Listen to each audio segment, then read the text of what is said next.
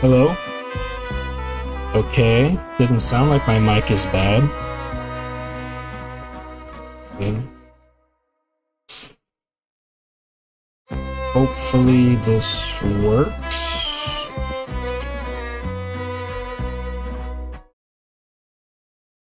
Okay. I don't see any issues. Hello, hello. Okay. I hope. Oh, there's some slight audio issues. I might be too loud, huh? I mean, I guess we could just lower that. We could just lower that, right?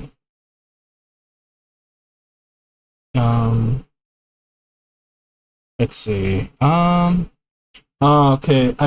The thing that you're probably hearing is my fan. It's like 90 degrees outside, so unfortunately, it's gonna be a little in the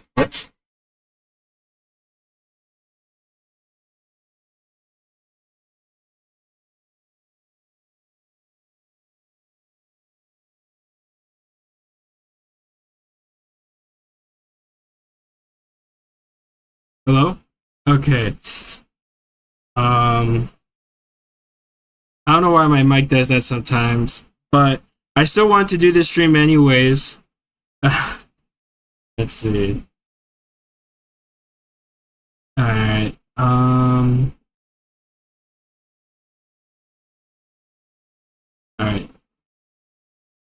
Please let me know if my mic starts to go all crazy or weird again like that.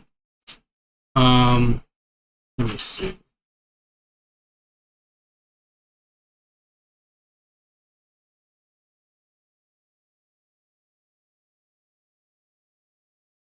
Okay. How do I sound? Okay. I should be good now. Okay. Sorry about all that. All right. Gamers. Today we are here because I feel pretty autistic. I want to talk about just some Monster Hunter stuff that's on my mind. And so basically, overall, I will be discussing, and feel more than free to chime in. Oops, what the frick?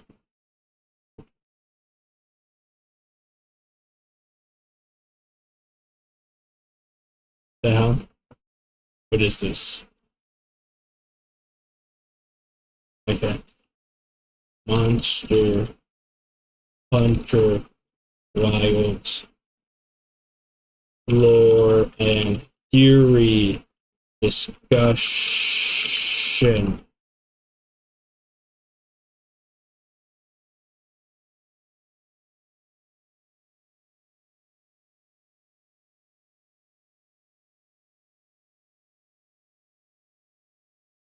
Okay. Alright.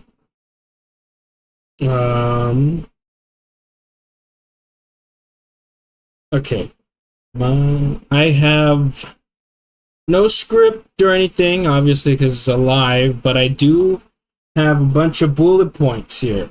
And I won't show them all on the screen, but I'll put them up on, I'll type them out one at a time. If there's no other issues, I'll get started right now. Oh, let's see. Okay. Alright. So, based on the thumbnail, and based on the images you can see in front of you right now, this mainly and primarily revolves around Jin Dahaad and Arkveld. The only reason why Jin Dahaad is here is specifically because things that I will get into. But yeah, so we'll figure it out as we go.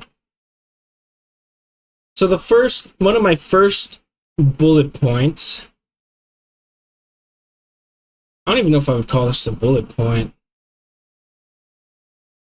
All right. So to me, other people may disagree, but to me, oops. Okay. Let's see, can I do it like this? Sure. Both Arkveld and Jin Dahaad are modified animals.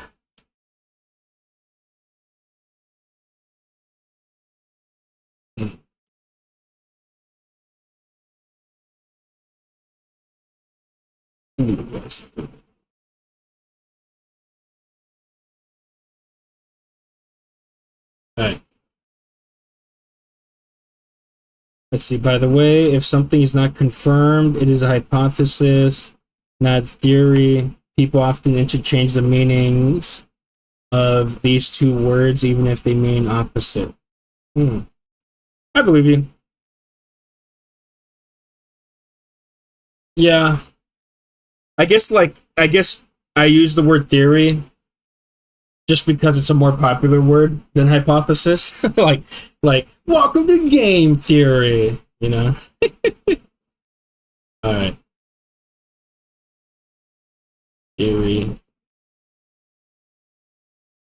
Well, we'll put the word there. Theory and hypothesis discussion. I still forget what the word means exactly, but thank you.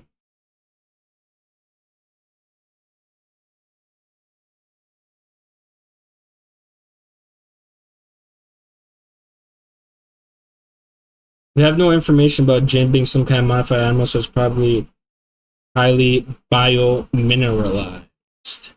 Yeah, so I'll touch that. I'll touch on that soon. And you'll see, and this is kind of what part of the stream.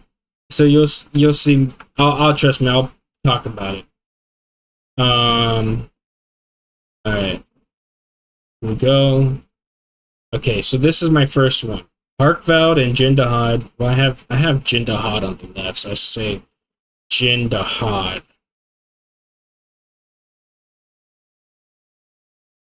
Jin Dahaad and Arkveld.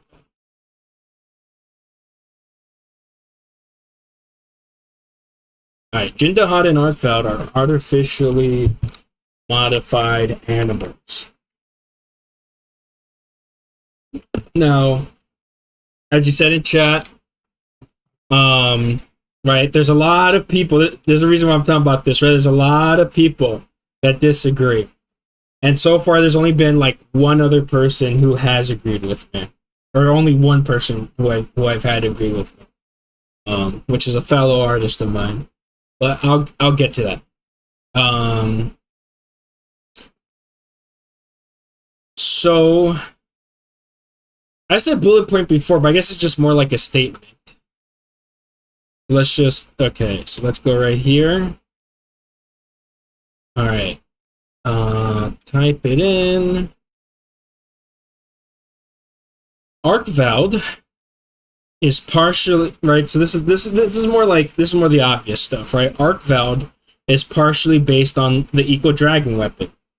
And and you know, in parentheses, so is Josia. I mean, that's pretty obvious, right? I think we know why.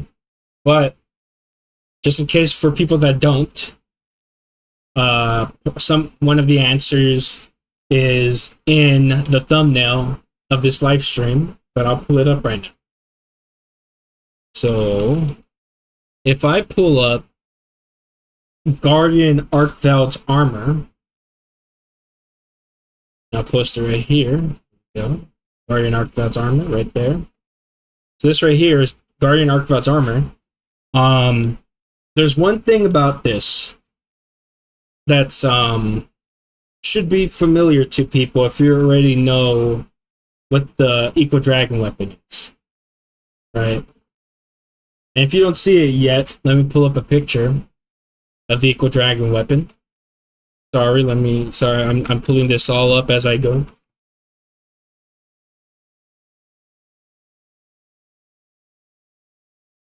Again, please let me know if I have any audio issues. All right. Here we go. Put this right here. All right. Now that I have it side by side, I don't know, it should be a little obvious. You know, some of you may already know this already.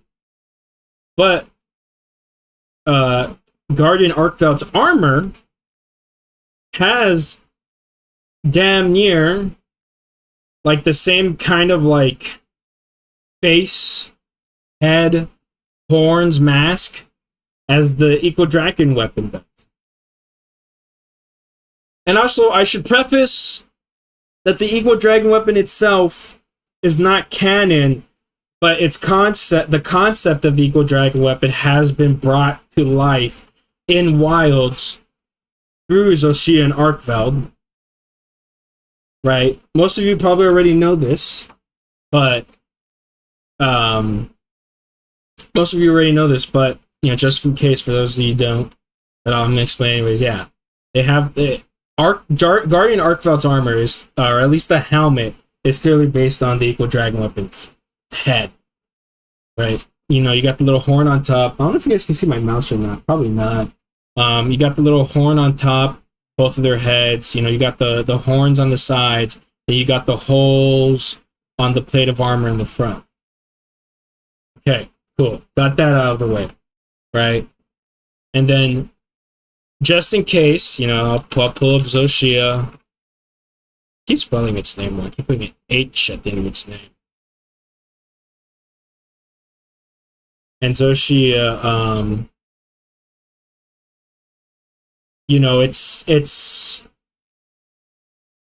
I don't know, I would say it's all but confirmed. Like, word for word, it's all but confirmed that Zoshia, at the very least, is capable of using Fatalis attacks and has a roar similar to Fatalis, and it is black and has horns similar to Fatalis, you know. And there's also the possibility that it uses the moves of other Elder Dragons, but those just may be animations for the sake of it. But that, there's reason to doubt it just because it already has the Fatalis connection. Why wouldn't it have other Elder Dragons in it, right? So we know that. The face same, and Zoshia is made up of different Elder Dragons put together by people, just like the Eco Dragon weapon's supposed to be. Okay. Cool. So Arkveld is partially based on the Eco Dragon weapon, so is Zoshia. Okay. What is my second one? Okay. This is the wrong file. Here we go. Okay. Now, my second bullet point.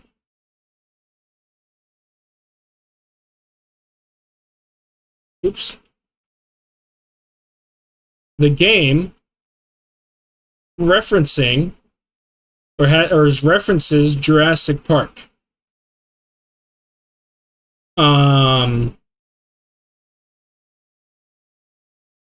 So I couldn't tell you.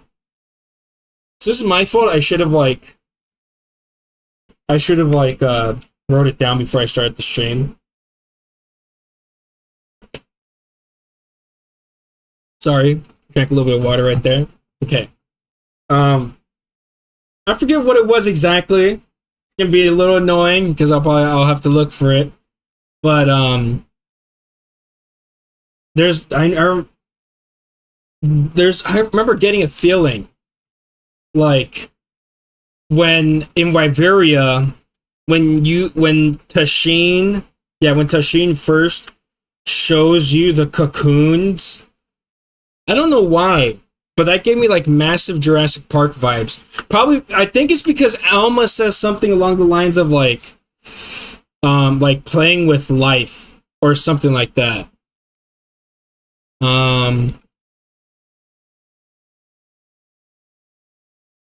Let's see. Okay, it would probably take too long to find it, unfortunately. But a little fun connection that I found was that Arkveld kind of reminded me of, pulling it up right now,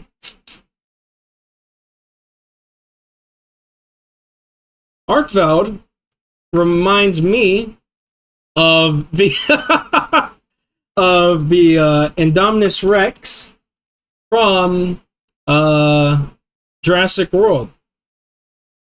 And the connection might be pretty obvious. Is that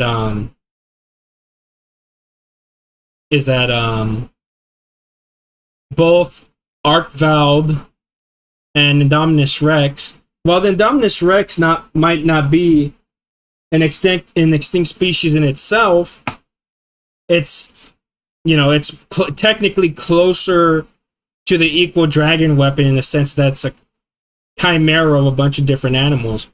But the connection I see is that they're both pale, they're both like white, gray, and that they both, at least in the case for Guardian Arkveld, kill because not they kill because not they kill for reasons outside of eating, and that like outside, and they don't have like outside of like natural predatory behavior. Okay, so I got a comment right here. Okay, but interesting question is, do all of Arkveld's, so there's like this heart in the way, I can't see it. The interesting question is, do all of Arkvelds that obviously are offspring of the white wraith are females? Oh, okay. You know what? I'm sorry, I don't really understand your question. I think you do, but you did remind me of something. The other connection to Jurassic Park with Arkveld is that Arkveld is a female and reproduces asexually, like they say, I think they say something along the lines of like life finds a way or something in wilds. Dinosaurs in Jurassic Park. Let me see if I can find that. Jurassic Park egg. I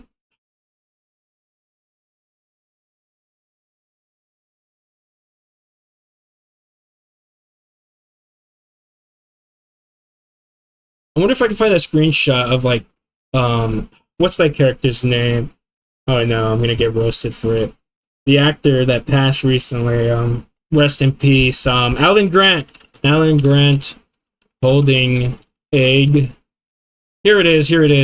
This is the scene when he finds out that the dinosaurs on the island, despite being all female,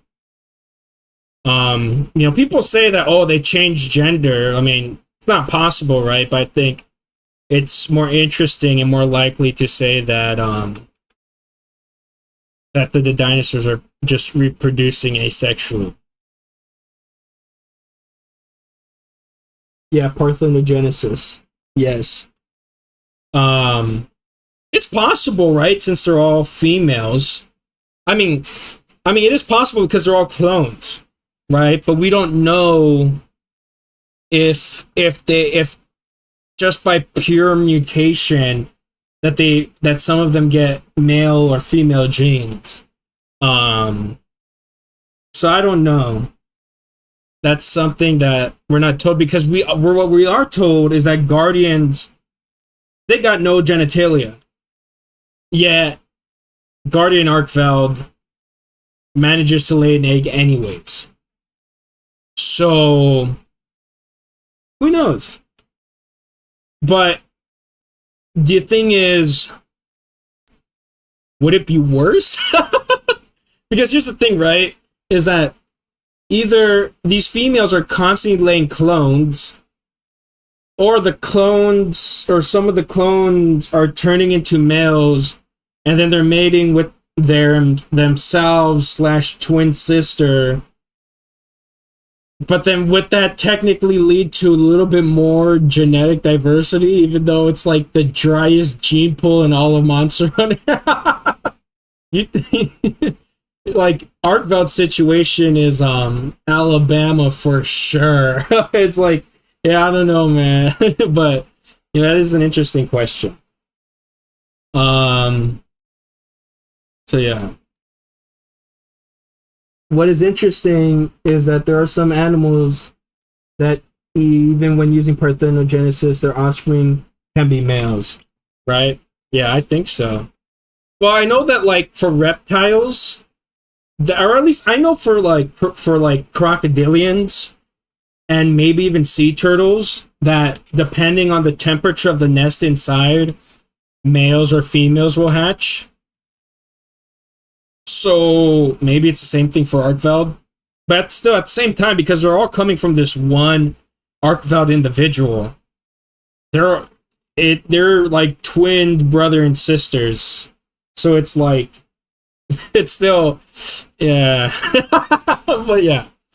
Then put a little thing right here. Life. Finds a way.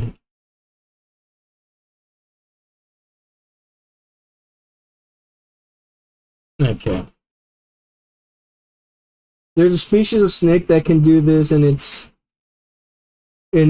genesis is also interesting because it's a natural hybrid population. Ooh, that is interesting. Okay. Oh, I had no idea. Let me know what the species is called, or the genus. What kind of snake it is. What else have I written here?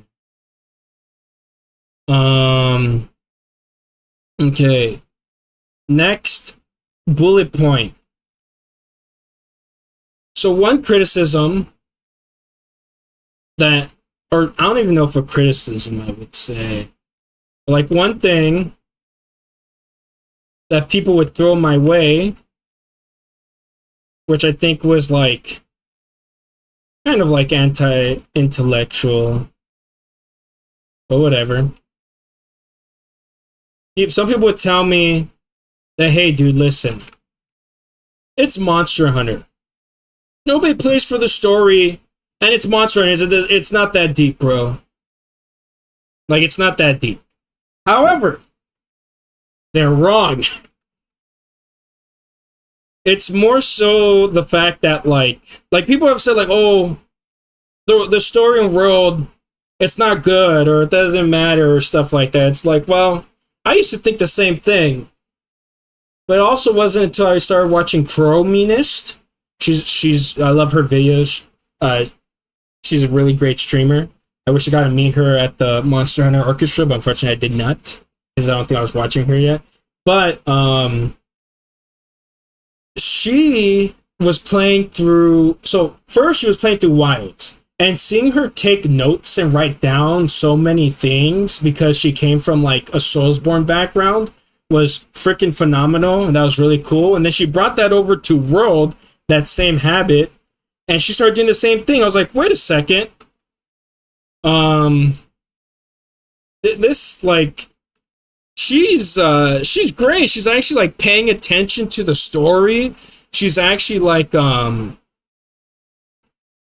uh like writing down things and taking notes and be like, oh, so, and she was like paying attention to like details like, oh, the symbols on the flags and what they mean and when I was like, oh my god, it was like, and she was helping me realize like details of the story and world that like I never realized before. So I can't speak for the older games because I never played the older games. All I knew was that before Wilds came out, people were saying that what 4U had the best story or whatever. But I think Wilds still takes that cake. But anyways, so my point is that even starting with World, they start to put more emphasis on the story. Not as much as Wilds, but or at least like the lore, I don't know, but they had stuff going on. My monkey brain wasn't paying attention to. So let me see. What did I write down? So okay. Let's see. Do I start right here? Let's see. What do I say? Show examples of how much Capcom pays attention to detail. Okay. Do I want to say this now? I'll say this after. All right. All right. I'll get to that point after. Let's see. We're gonna talk about Nata. Monster Hunter always has a shallow main story, but the lore is deep as an ocean's trench. In terms of the lore, one of the best guys on the internet that makes Monster Hunter lore is Oceanus. Yes, I agree. I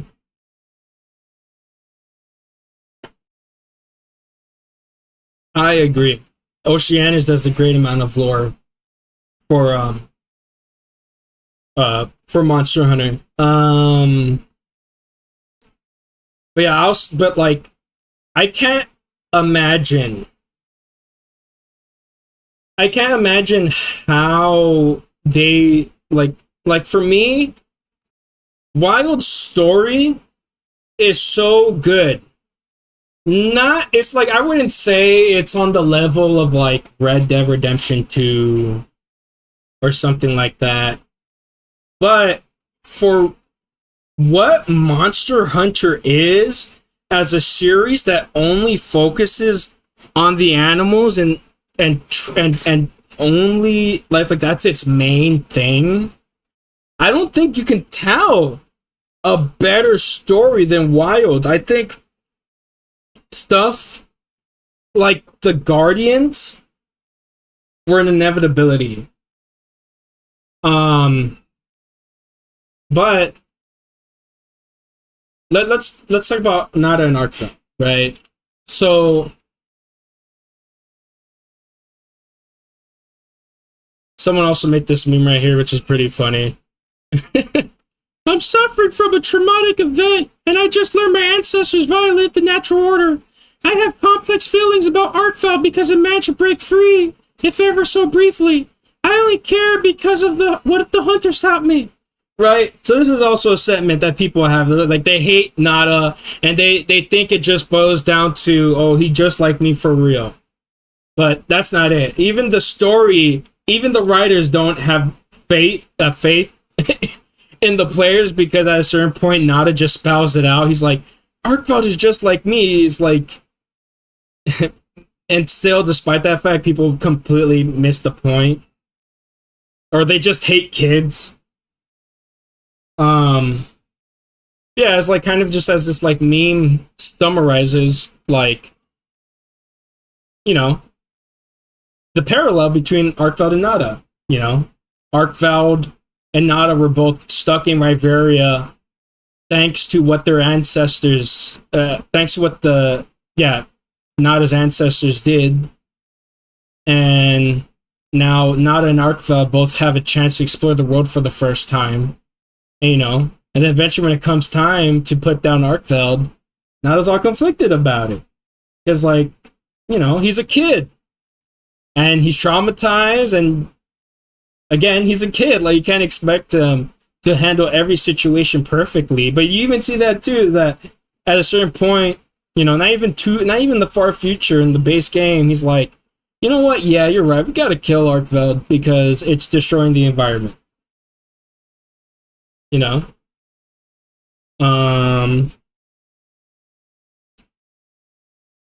Yeah. Not as just traumatized kid, like I think people just forget how they behave as kids. Exactly. Exactly. You add to the fact that he's traumatized on top of the fact that he's a kid, and it's like makes sense. Alright. Right, so that's another point towards the game is actually deep and not surface level. Because, and this will go back to things because, okay, maybe I do have to talk about it. Okay, so, as someone said earlier, well, let me see. Let's see, before I bring it up, let's see, what other points do I have?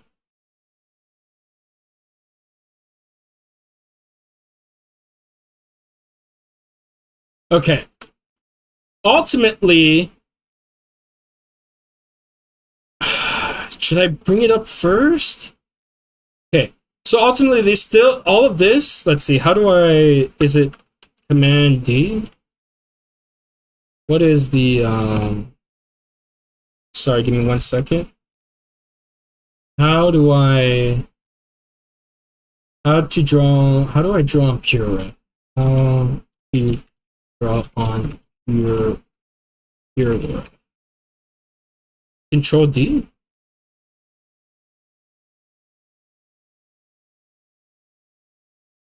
Come on, let me draw.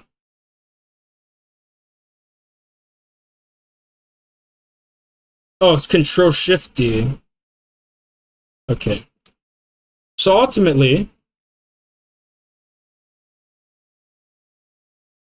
no wait. Okay, so ultimately, this all goes back to this, where I say Jin Dahaad and Arkveld are artificially modified animals. Before I say why explain why for Arkveld, I mean not for Arkveld, for Jin Dahaad, let me also bring up another point, is that Alma says, let me see. Let's see. Alma talks about Arkveld being different. What is the quote she said? I know she has like this little she has like this little dialogue. You can talk to her at like a table or something. There are ancient records that mention a monster similar to characteristic that are Arkveld, though they don't say anything about it being able to absorb and convert elements. All right. Yep. All right. All right. So then let me copy that, post it. Alma also says this. Here you go.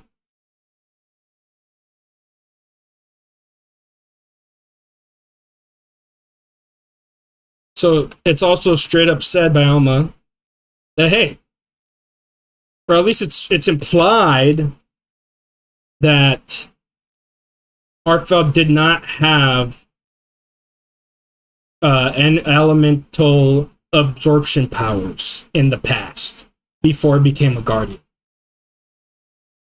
So that's another thing for Arkveld. So let's see. Okay.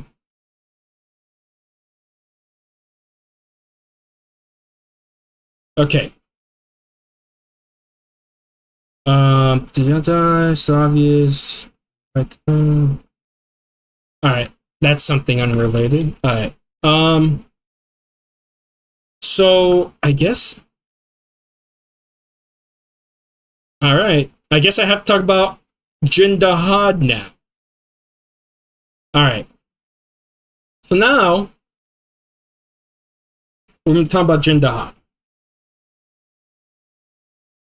So a lot of, like I said, I have to reiterate, I'm sorry. Just, this is a live. I have no script.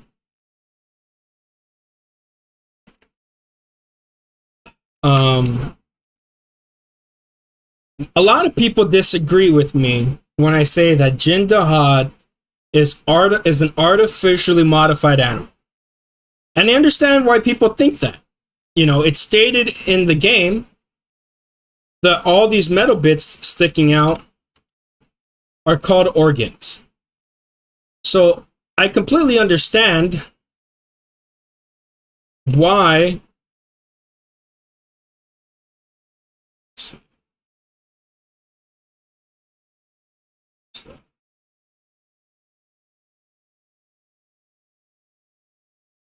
in game all the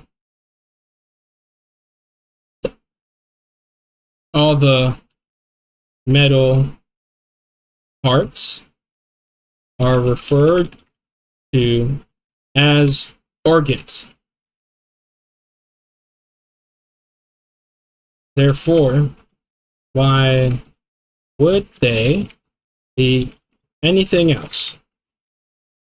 Right? So this is pretty much what I've run into. Because the Hunter Notes calls them organs, people think that that's it. That's the end of the discussion. And so what I'm going to bring up is we're going to move to the side a little bit. I'm going to talk about Ray Dow. If my computer hurries up and loads everything, okay. All right.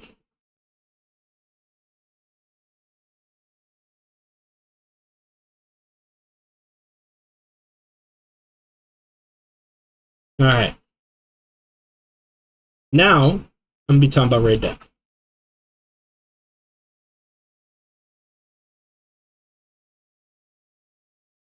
So, another little theory that's been going around that I think I agree with, but at the time it was kind of like wishy-washy, but I think is now more solid than ever.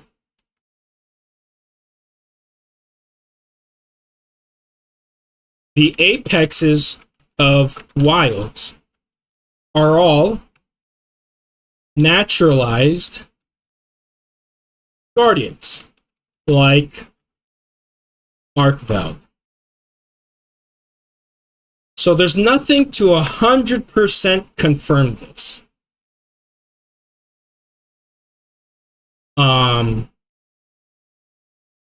There's nothing to 100% confirm this, but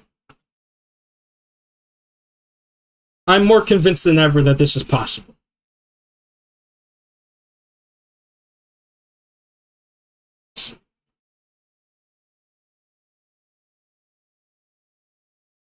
Okay. So most people, let's see, let's say, okay, I found this snake that can get both males and females from parthenogenesis is Endotyphlos braminus. Ooh, okay, thank you. Let me see, let me search that up real quick. Endotyphlos. Oh, it's the first thing that pops up. Oh, are you sure that's a snake? Is this not like a little lizard thing? That's really cute though. Huh, there's the little blind snake. Okay, also converge with the worm. Ooh, this is damn. Hold on a second, I'm sorry. Wow, this is cool right here. Sorry, a little tangent real quick. Can someone buy me this figure? This is badass. Alright. Sorry. Tangent. Let me just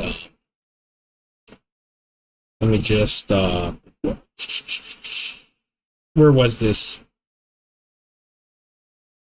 Alright. I'm gonna have to look at that later. Alright. Anyways, cool figure. Alright. Sorry, tangent over. Alright. Alright. So now I'm gonna be showing you. Okay.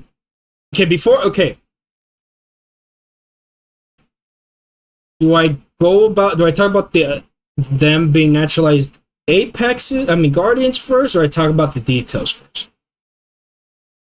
Let's talk about the details of Rathalos. You're right, snakes are lizards, 100%. Okay. I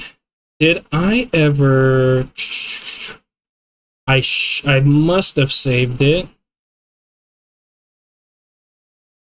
Let's see.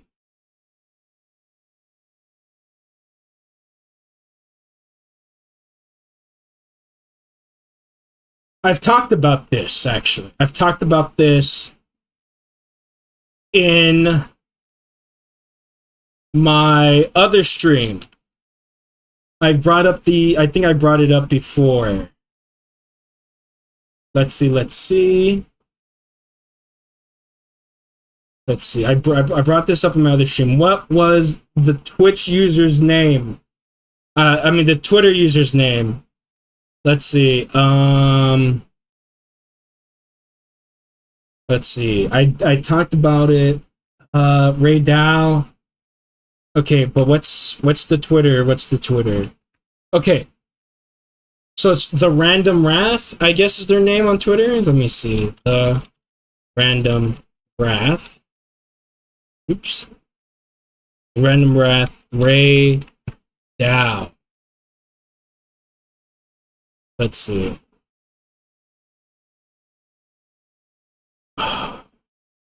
Where's their like... let's see.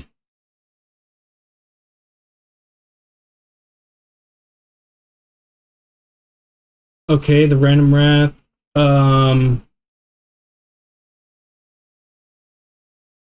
Where is... Okay, did I find their thing? I think I might have. Yeah, I think I found their mega thread. Why have I never saved this? I'm so silly.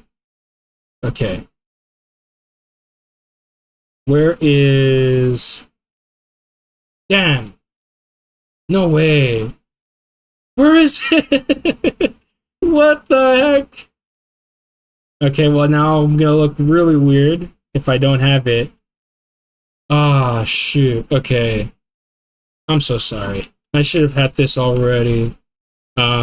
Compared to Rathalos compared to Rathalos. There's an image where the devs put Rathalos' model. Oh, do I just share my screen? Do I just share the screen of my browser? Shoot. Less gravitation means it just weighs less. That also means it can grow bigger. Rathalos. Oh wait, I can... Let's see. Let's see. Random Wrath. Let's see. Can I... I'm so sorry. This is just what happens. What happens when you do it live, unprepared. Alright, let's scroll down. Where is your Rathalos thread? Is this it? It's not it, but here's an example. Finally, I got something here. Alright, here's one thing. Right? Is,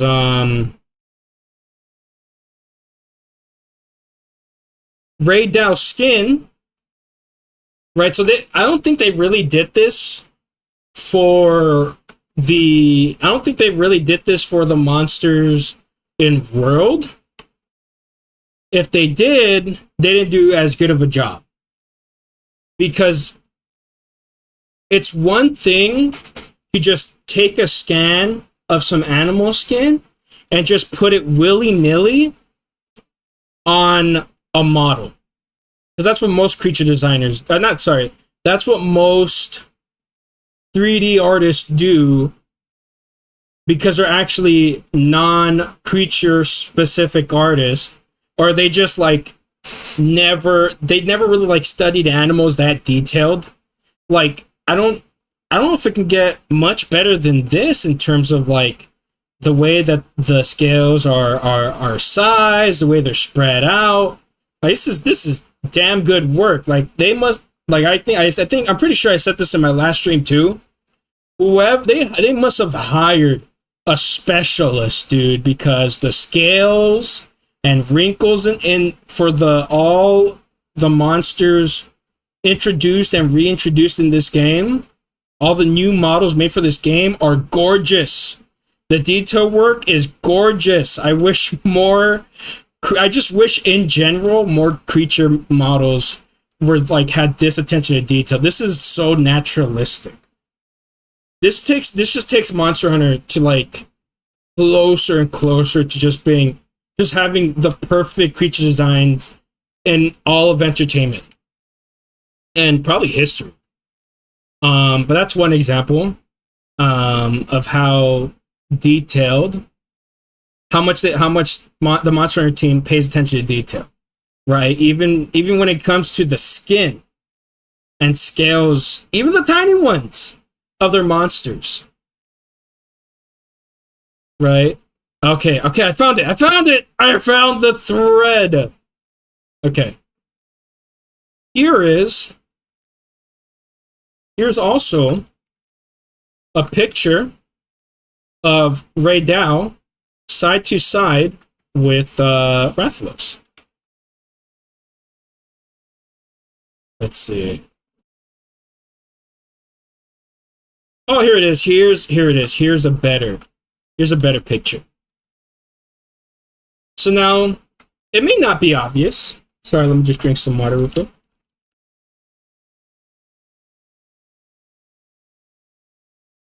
Okay. So, it may not be obvious. But, okay, before I say that, what do you say? Another interesting thing about Rathalos is its wing anatomy. Qurupeco has similar wings. So my hypothesis is that Rathalos is actually closer related to Qurupeco than other wyverns with similar wings. I wouldn't put it past it, especially because Qurupeco, sorry, also has some weird head stuff going on. Okay. So, just the jump from Monster Hunter World to Wilds alone, the details of the models have just exponentially shot up in like a million times.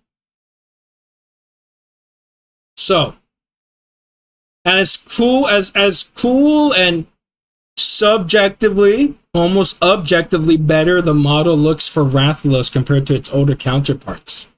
Rathalos, and like I said, I'm pretty sure I said this in my other stream too, in my other stream, is that Rathalos suffers from generic creature design application.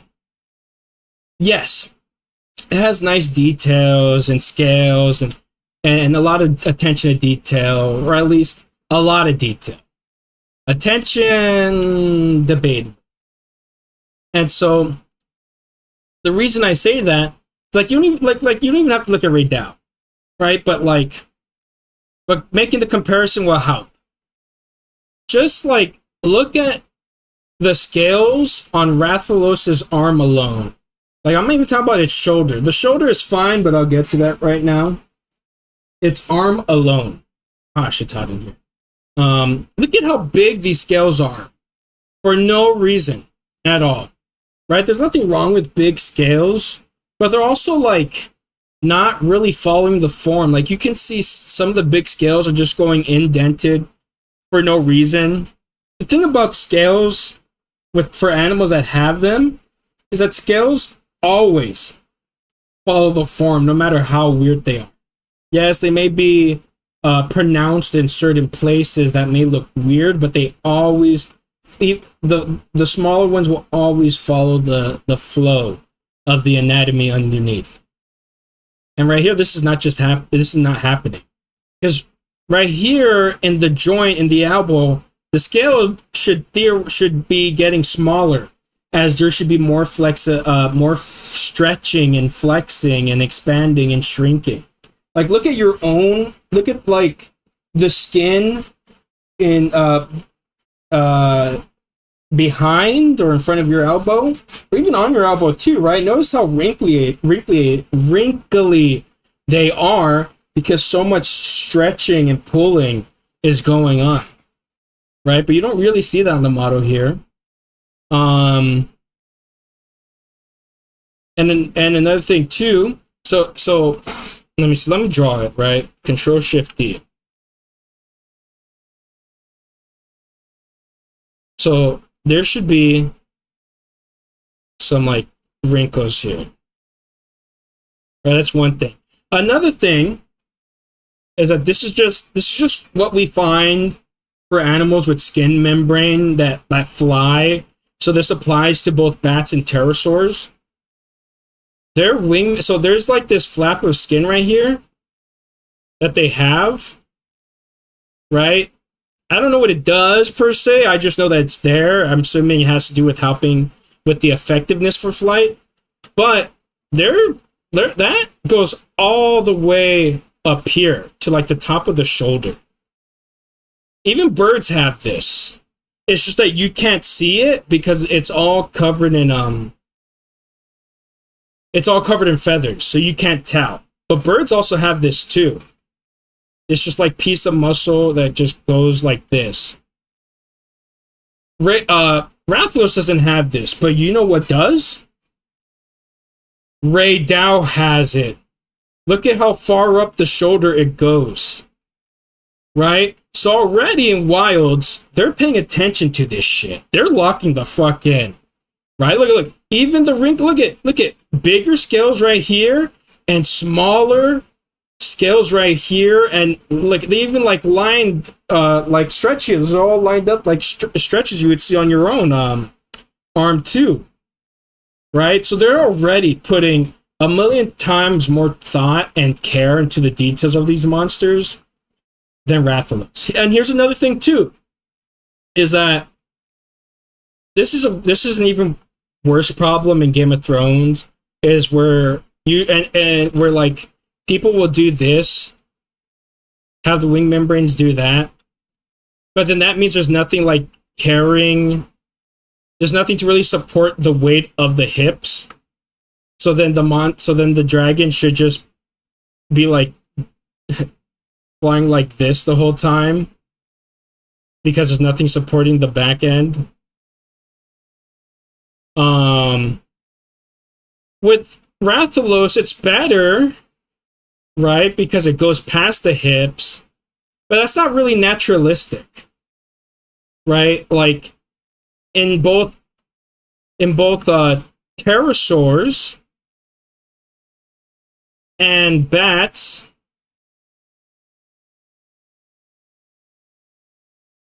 and even birds, they all have something in common. And it's that they have basically some sort of something to support their back half. And Rathalos's just kind of goes like that, which isn't bad. You know, there's some birds like this, but Rathalos, his stuff goes down, which is already like a lot better. A lot better. It just gives a little bit more surface, a surface to support the weight in behind. Now, some of you may already left already because you're like, oh my god, this guy is babbling, right? Oh man, this guy is rambling and bambling. Well, I'm sorry, but you clicked. First of all, you clicked on his stream. That's called rambling. So sorry, you played yourself. Second, and one more thing, right? one more thing. Ray Dow here has a way more like animalistic pectorals than Rathalos has. Rathalos has way more. This is more like human. This is way more like human pectorals. Whereas Ray Dow, most animals in nature, their pectorals are more like heart shaped. They're more like this rather than like this. That's another thing too. Let's see. There's let's see. Let me before I read anything, let me just take I need to get some water real quick. Sorry, give me 1 second.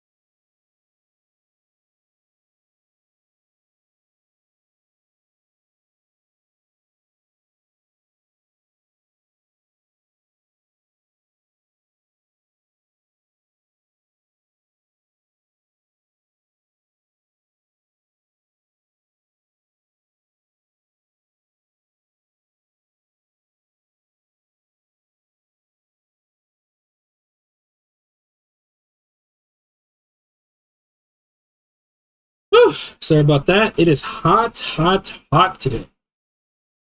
All right. Let's see. Do I still sound good, or has my mic messed up?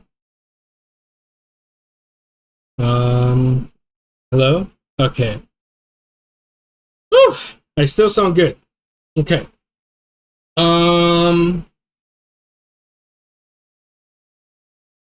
About models, it's probably only about technology.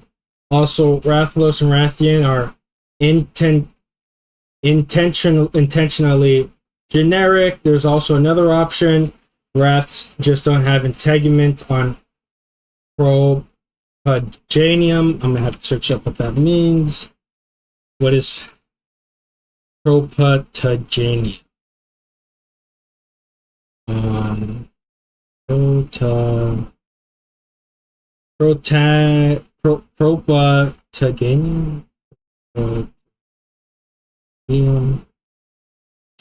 So that's what it's called. Okay, there's also another rats just don't have integument on propag TM. Okay, it's that fleshy bit that birds and that birds, bats, and or I guess I'll just say flying vertebrates have. Okay, above the elbow. Also, we don't know anything about monster taxonomy. I think wyverns evolved fly multiple times independent. Right. Okay. So let's see about the models. I don't think the Rathalos models has anything to do with the technology of the time. Because let's see, Rathalos world concept art. Hopefully I can find it. Yeah, so it has nothing to do with the technology at the time, because the technology at the time, remember, World only came out in 2018. So it had nothing to do with them making models, right? Maybe it applies to the video games, but making models, the technology doesn't apply to making models. That's all planned out, right? I mean, integument. I mean, I don't know if you're using integument correctly there. Because integument right here, it says the natural outer covering of an organism. So it's gonna have integument, right? Skin is integument, right? And skin or scales, it's gonna stretch and all that. So let's see. Yeah, we don't know the taxonomy of monsters, but it still doesn't change like how much detail and focus they started to put into the anatomy of the monsters past or starting in Wilds. All right. So then my point in all of this is, man, it is hot today. Oh my goodness. 1 second. Okay.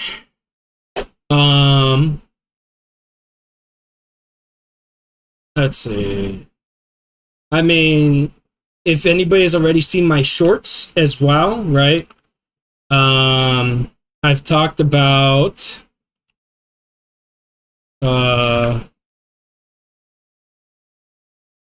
let's see.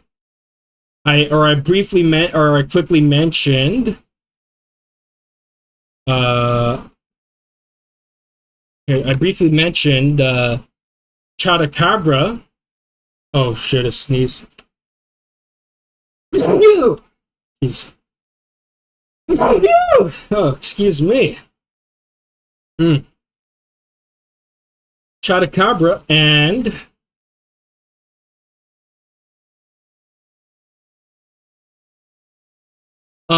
I thought I saw a muscle simulation. Oh, here it is. Yep.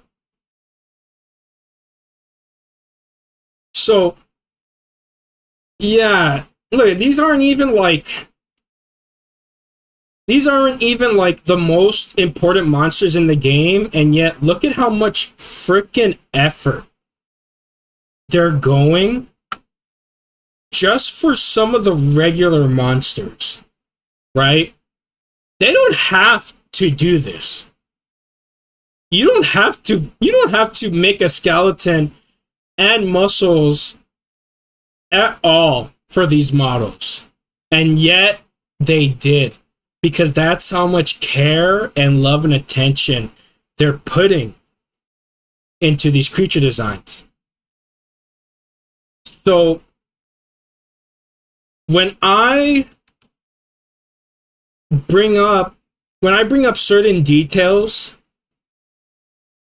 about stuff like Jin Dahaad, and people wave them off as you're reading too much into it, they're blatantly wrong. Because the Monster Hunter devs themselves are putting a lot into these monsters. Okay? Yeah, Industrial Skeleton is crazy. Like, gosh, this attention to detail is insane. They got so many like bone parts here. Crazy stuff. Crazy stuff. All right, what's next on my bulletin board? Okay. All right.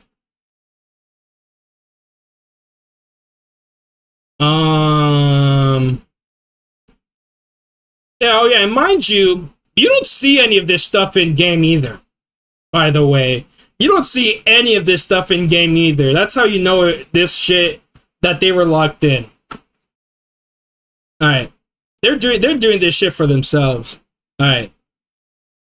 So all of this is to say is that Capcom, look how much Capcom pays attention to the details of each monster.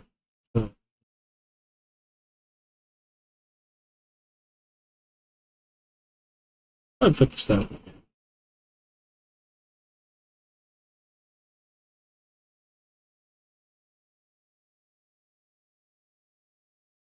Oh, okay.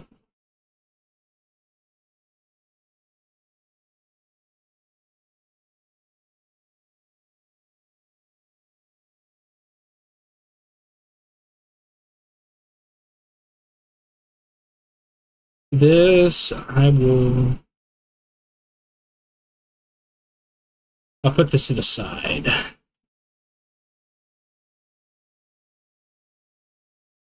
Right. Okay. There's that.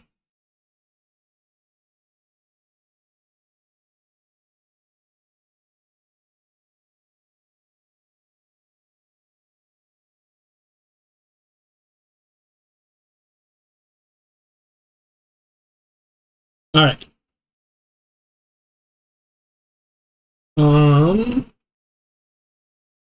My next thing is, okay. My next thing is what did I talk about the apexes? So examples. All right. So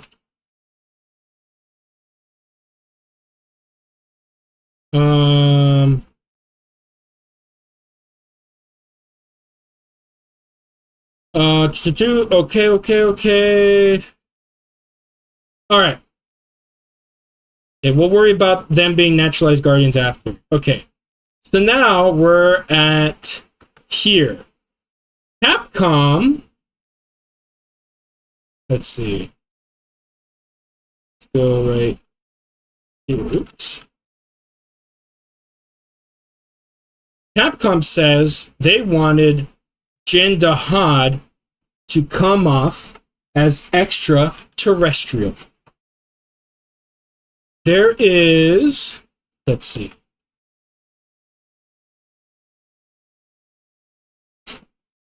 Let's see, where do they say that?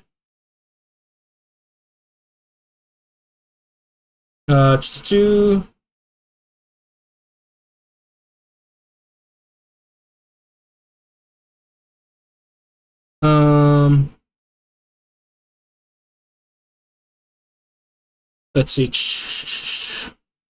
Where do the dev, let's see, I know the dev said it. They probably said in some like notes or something.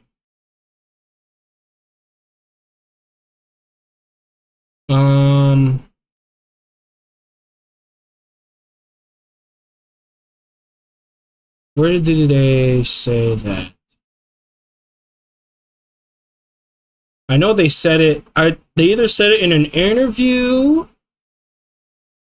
or something else. I know they said it somewhere. Sorry, just give me 1 second.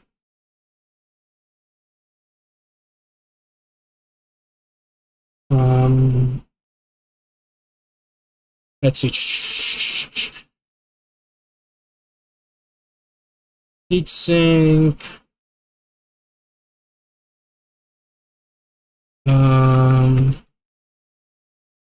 Remember it being like an article or something. Again, sorry, this is just what happens when you do things live unprepared.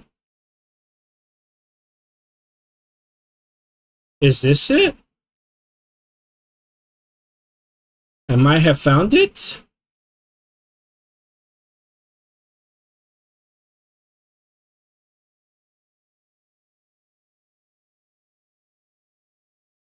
It might be in this concept art.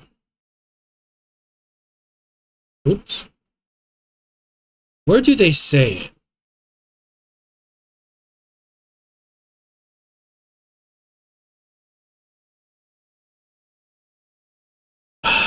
Where do they say it? I'm sorry, please, thank you for being patient. Please bear with me.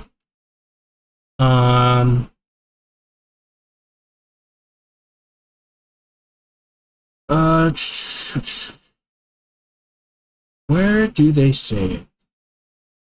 Is on the Monster Hunter wiki? I know they say it somewhere. Development? Capcom.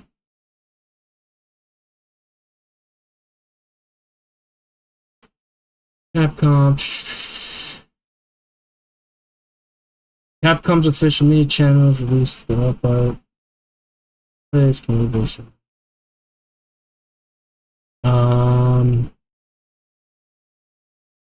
I'm so sorry.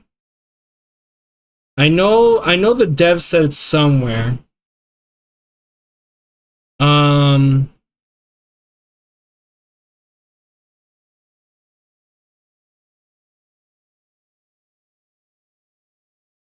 Maybe if I search up Jin Dahaad,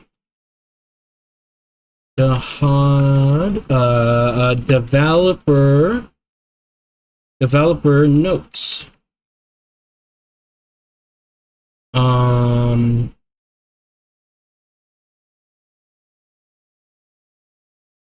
Let's see. Band Gameth. They talked about it. They talked about Jin Dahaad. They're probably the ones who said it. Okay, let's see. Jin Dahaad. Spikes. Jin Dahaad. Spikes on its feet. Carl the Crab.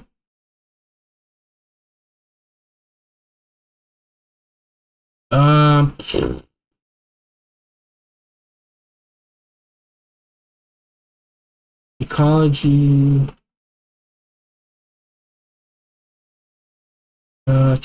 Overview.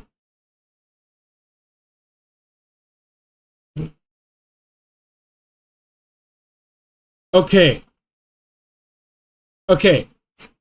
I found it.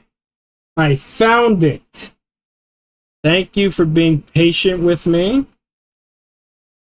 Okay.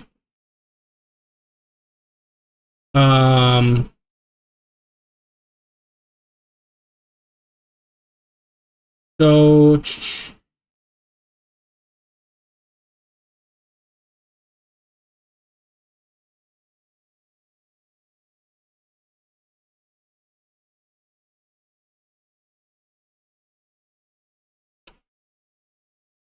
Okay.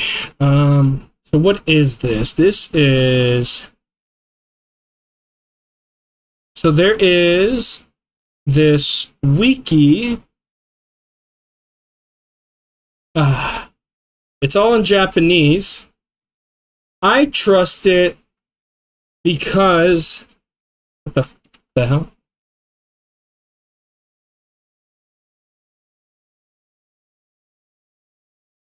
Okay, here we go.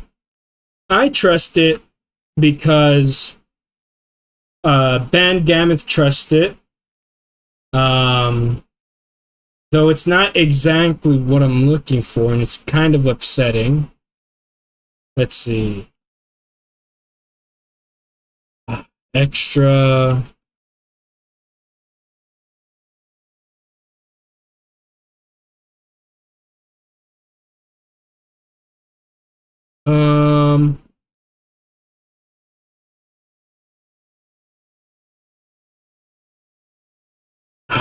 Okay, well, whatever. So, Band Gameth trusts this website, and so if he trusts it, I trust it. They have a thing here where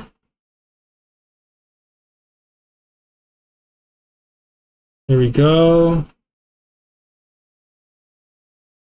where they talk about it wanting to look extra dimensional. Extremely long, extremely... Come on. I just had it. Okay. Extra. Here we go.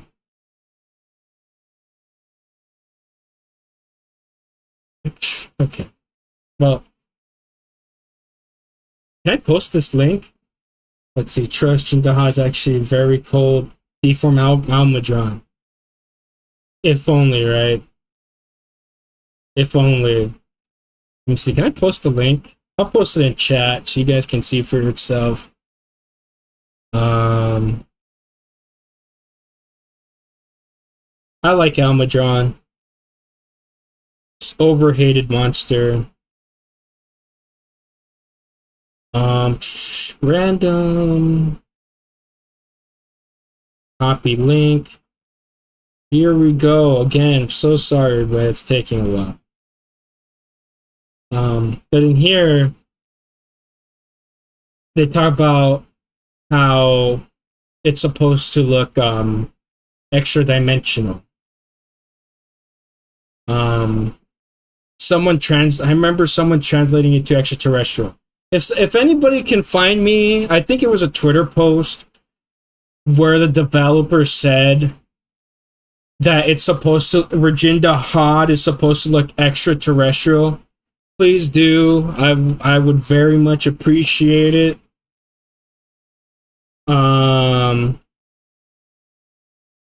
Okay. I wonder, can I Google Translate this? Let's see. Google Translate. Show me what this is saying.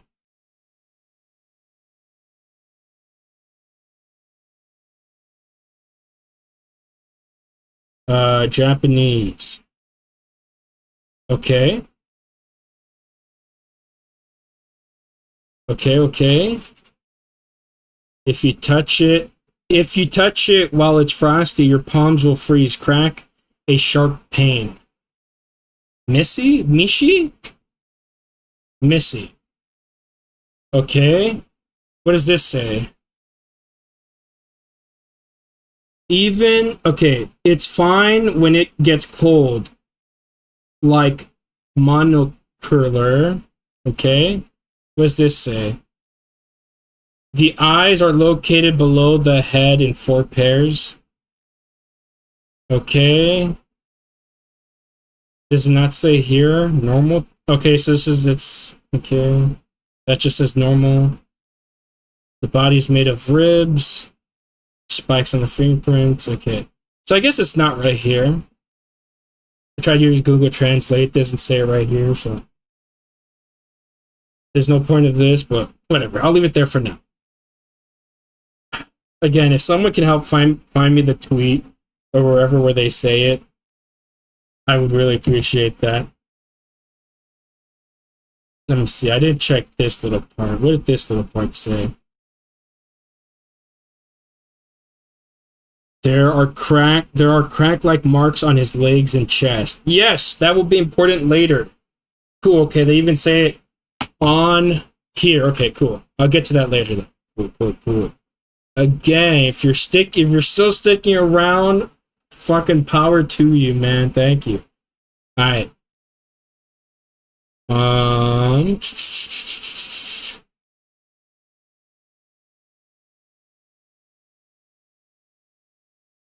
Here we go. Okay. So Arkveld. Nope, not Arkveld. All right. Okay. So here's one thing, right? So we know that Balahara. Let's see. Oops. We know that Balahara has multiple eyes like a clam or like a scallop. We know that. Okay? We know this.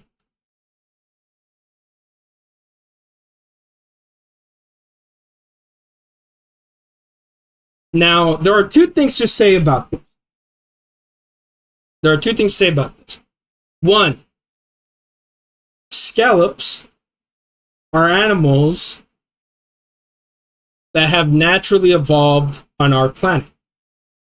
Therefore, they're not aliens. However,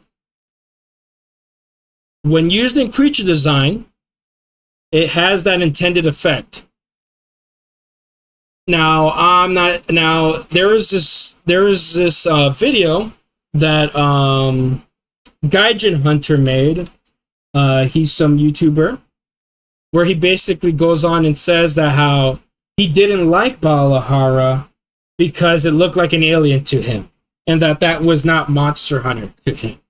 But to me, I disagreed because scallops aren't aliens. And I think this is just really great creature design, but I understand where he's coming from. Often we use sea animals for alien designs because sea animals are just so freaking different than animals we have on land. So I understand where he's coming from. So, when you mention the fact that Jin Dahaad has 4 eyes, right? The first thing that people are going to tell you is that Balahara has multiple eyes. Therefore, there's nothing wrong with it. There's nothing wrong with the fact that Jin Dahaad has multiple eyes. And I think that's a fair thing to say.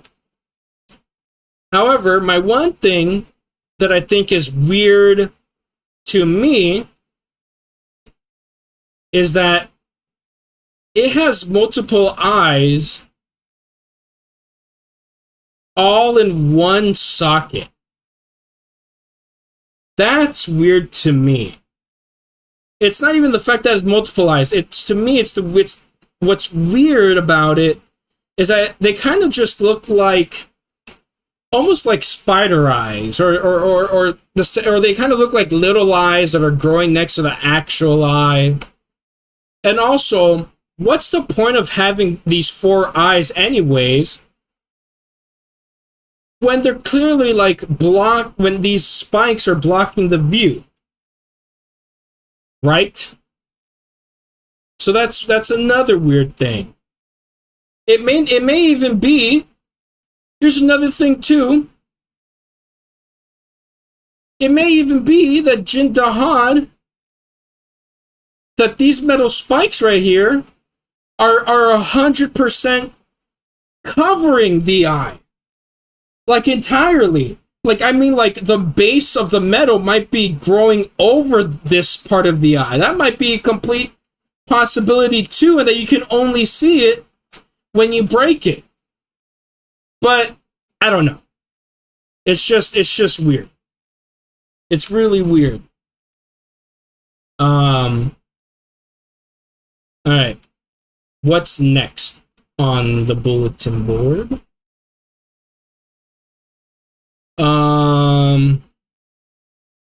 Okay, so I said not an Arkveld.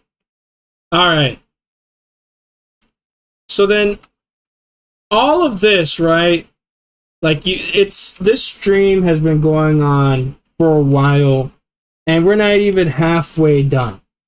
And if you've been here for most of it, you may be thinking, "Oh my God, what does this even matter? You're just rambling."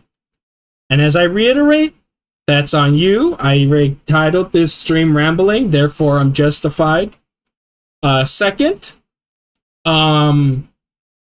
this is all super important to get to my point. Right? How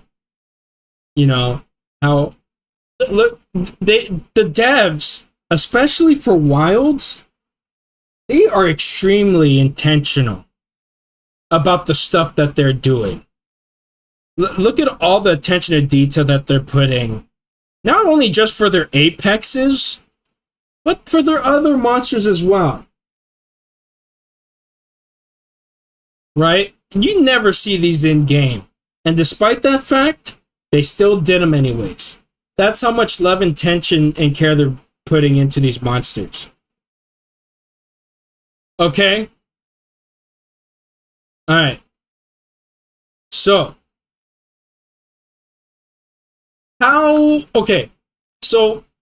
and to me, all of this is important because Jin Dahaad, I am fully in the belief that Jin Dahaad is an artificially modified animal. Right?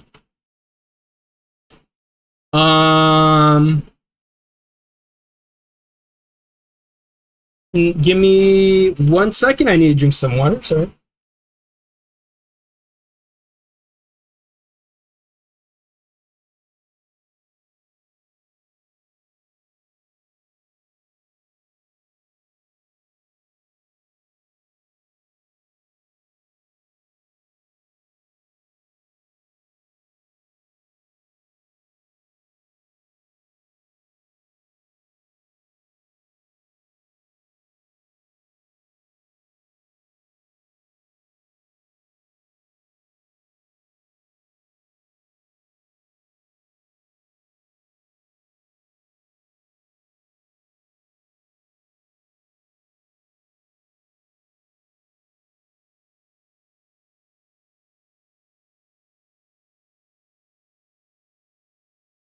Okay, I'm back. Hello. Sorry about that. If I bursted your eardrum, I'm sorry. All right. Hello. All right. Let me read chat real quick.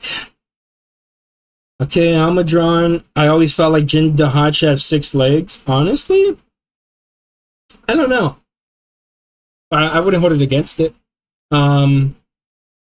Jin is probably much closer to other Eastland Leviathans, especially Balahara and second place Hirabami. Both Balahara and Jin have biomineralization and additional light-sensing organs. Yeah, I'll get to the biomineralization.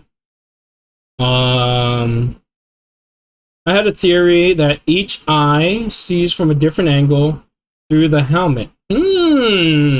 Honestly, that's not a bad theory. Okay. By the way, how do you get access to the rest of Discord? Oh, I'm sorry about that. I don't really have mods, so I have to give you access to that. I'm sorry.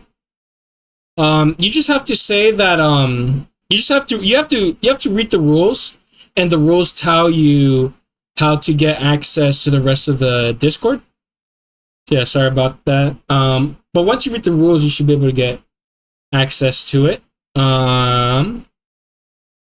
Let's see.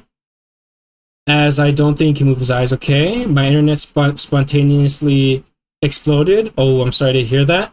But it seems like you're back. But yeah, read the rules. Read the rules carefully, and it'll tell you how to get access. Okay. We are now. Let's see. Do I talk about the biomineralization right now?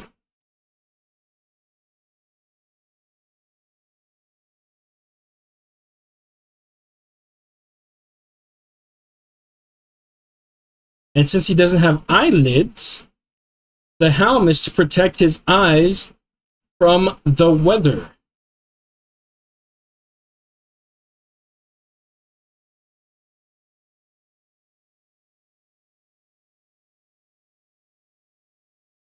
Oh, that's not a bad idea. I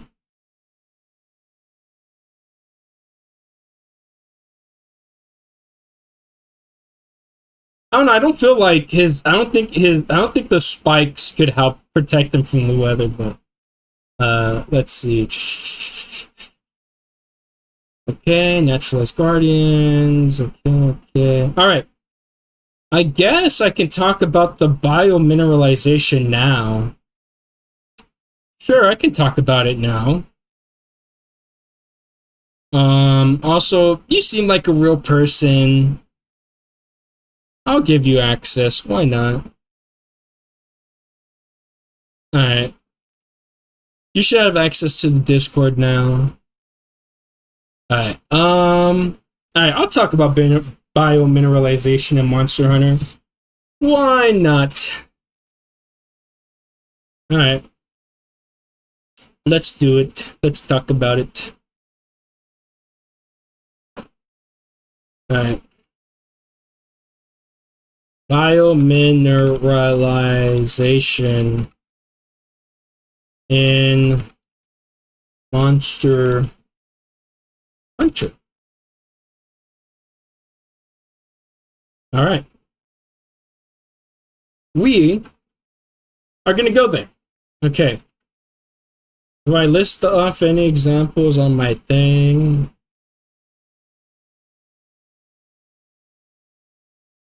All right. So let me just grab a few renders here. So I think the most obvious here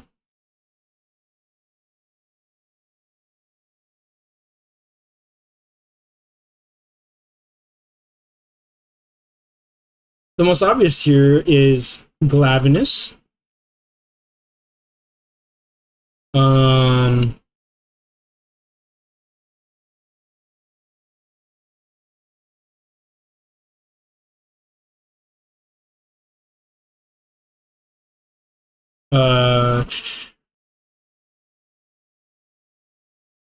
You got Valstrax. Let me see.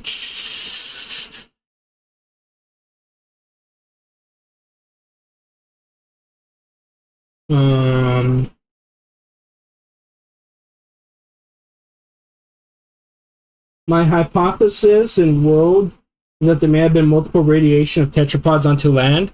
Yeah, that seems very likely. I won't lie to you. All right. Sorry, I'm just pulling up more monsters that relate to the biomineralization stuff. Especially considering animals like elder dragons, yeah. Alright, let me see.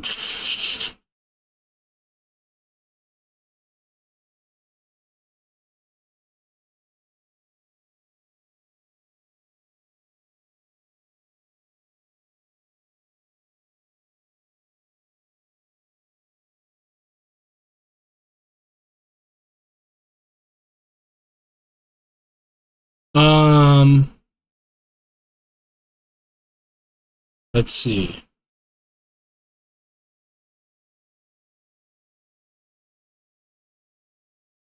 Where is...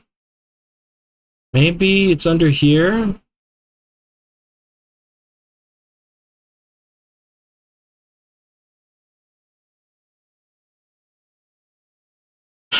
Okay.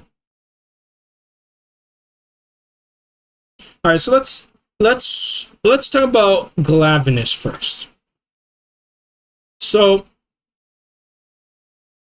here, I'll bring up. So there's this video here by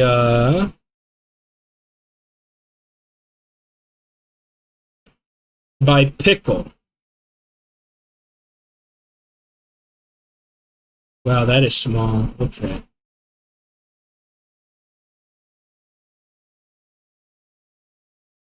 All right. So this is one of my sources. All right.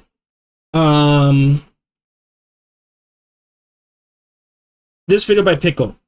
And he is one of the people that agrees with me that Jin Dahaad, in some way, shape, or form, is an artificially modified monster. And so one of the comments, right? Let's see. Where is it? Let's see.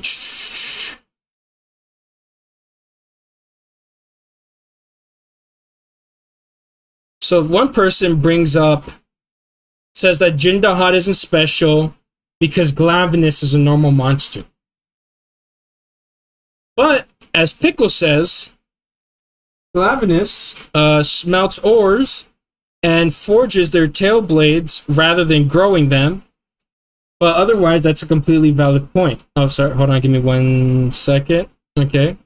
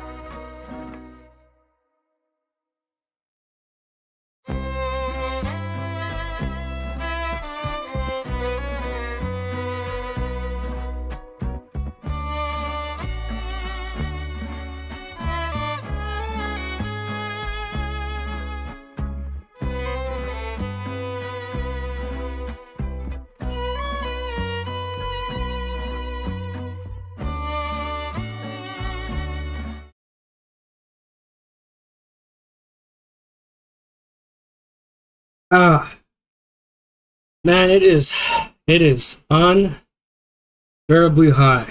Let's see. Whew, let's see what the mic says. Sorry about that. Some family thing. Okay, how do I sound? I sound a little weird. Let's see.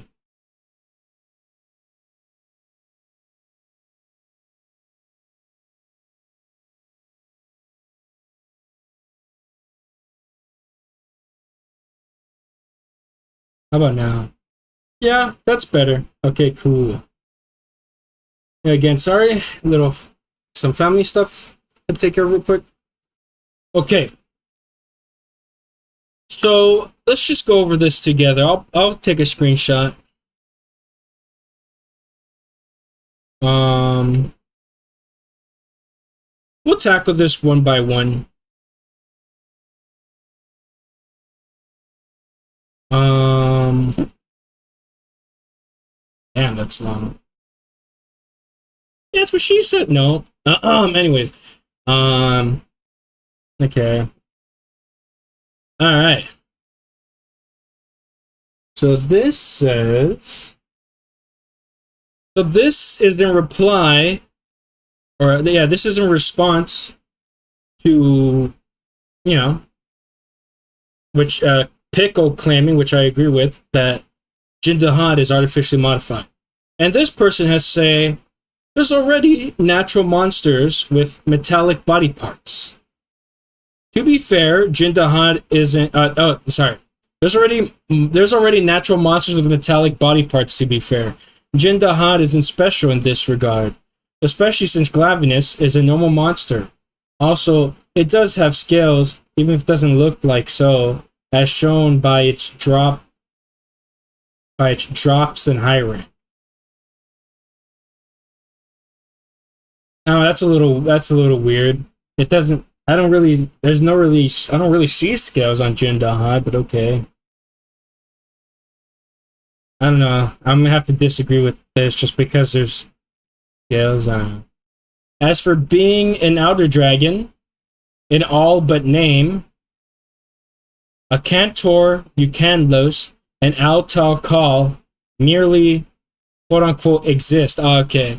This is in reference to Jin Dahaad, just kind of existing in the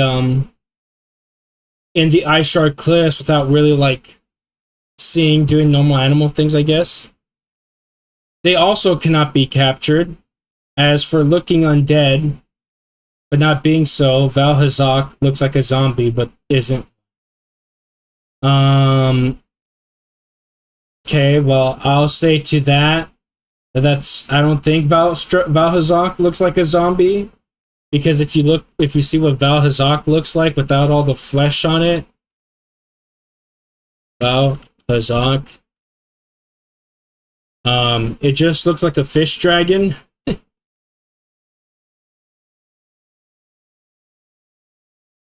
So I don't think it looks like a zombie at all. This is just the flesh of other monsters that it wears. Okay.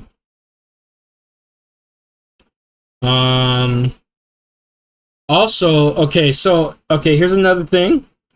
So in the video, Pickle talks about how I'll post a screenshot right now.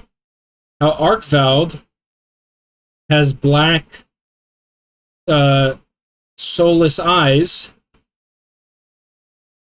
So that guardians in general have black soulless eyes.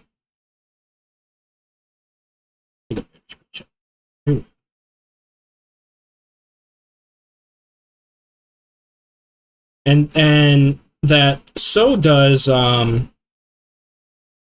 Jin Dahaad. So like,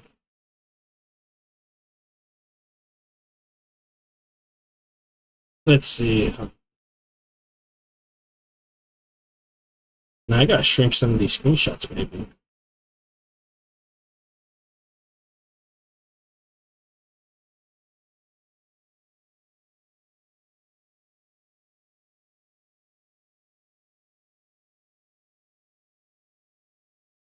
Alright.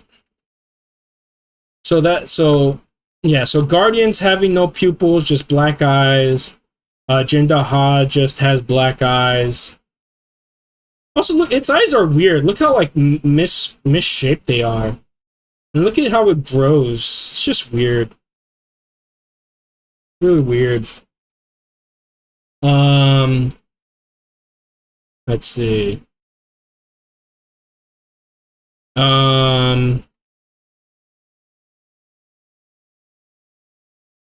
So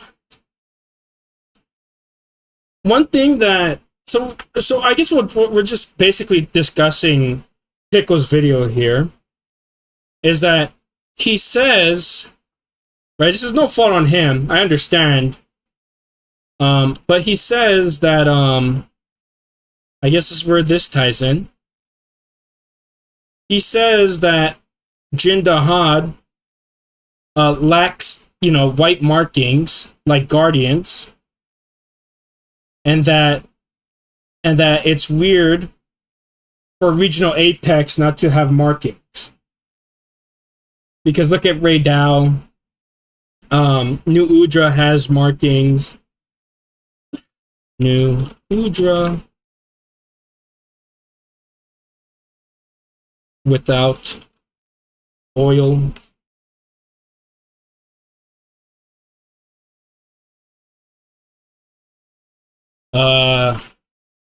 Why are there no pictures of him without oil? I don't want to see him oiled up.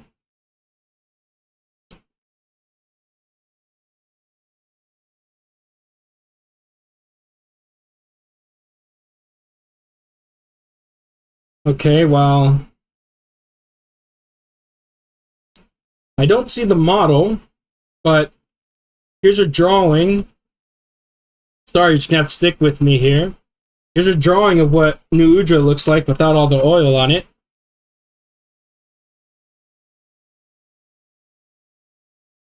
And Uth Duna. Let me find a good screenshot of it.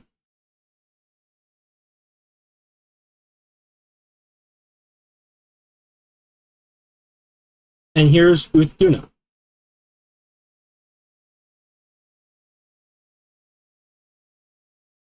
So these three regional apexes have markings. Yeah, Valhalla has really cool ecology.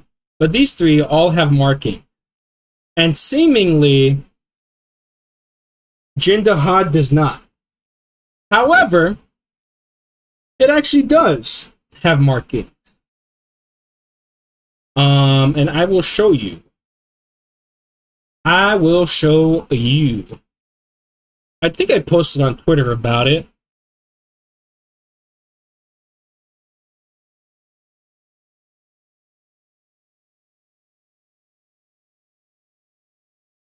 If not, then I'll just find it. Okay.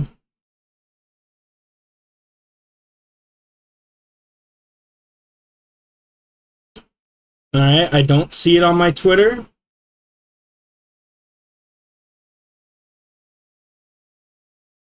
Let me see.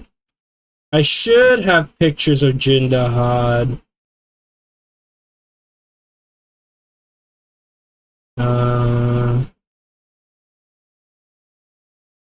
A, B, C, D, E, F, G, H, I, J, K, L, M,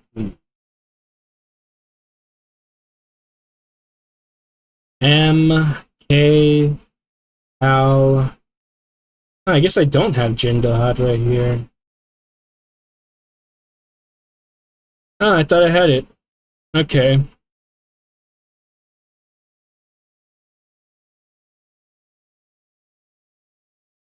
Alright. I guess I don't have the screenshots. Or actually, no, I do. I should. I probably DM'd it to someone. So give me a second.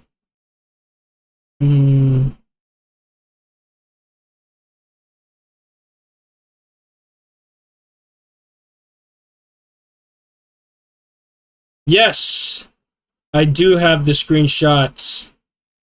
Perfect. So,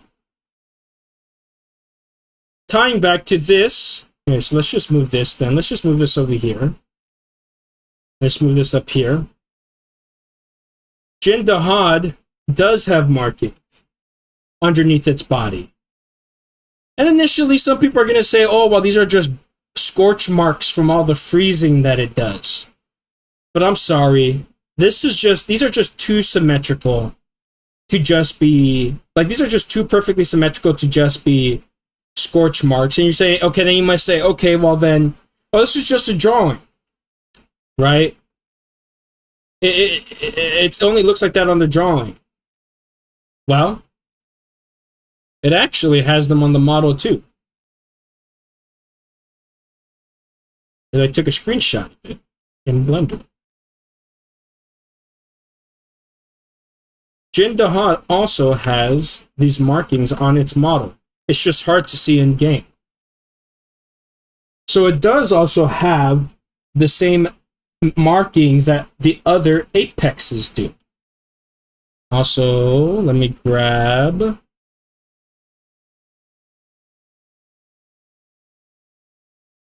cool drawing, but here's an actual screenshot of the model.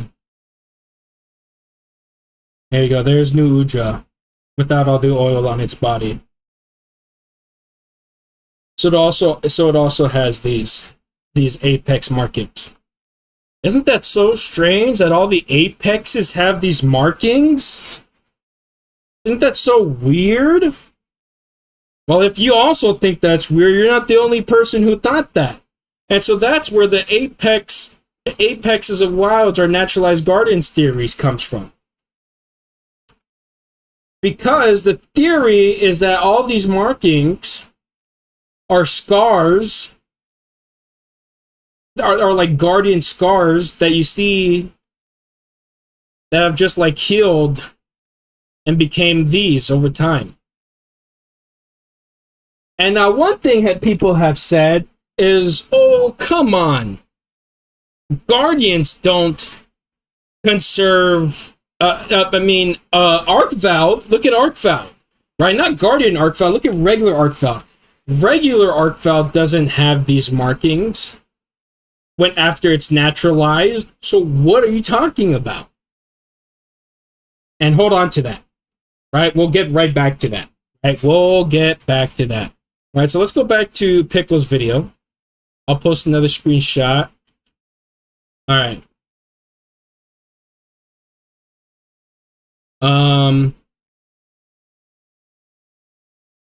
Okay. Yeah, it looks like an air conditioner.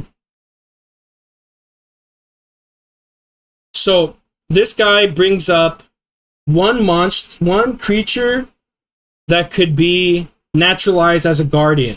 And he says it's not secrets, but the woodwoods.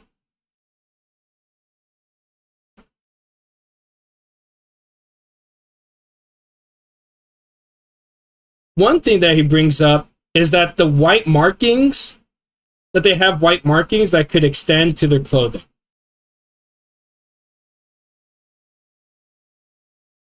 And this is one thing that he says. Another. The eyes are featureless and as dark as the void.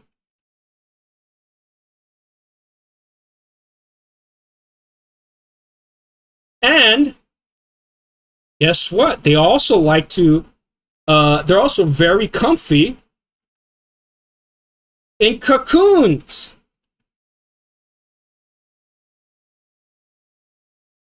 And Rove too, he lets himself get wrapped up by Nursilla. Okay.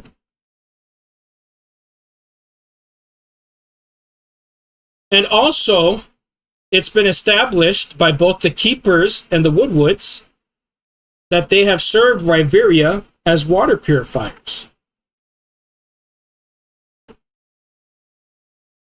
The woodwoods do say this. I wonder if I took a screenshot of it, of the woodwoods saying that. Probably not. Let's see. Let me take a quick gander.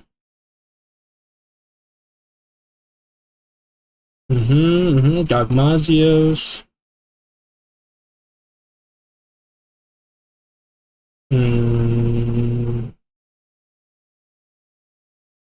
No, it seems like I didn't take a screenshot. Unfortunate.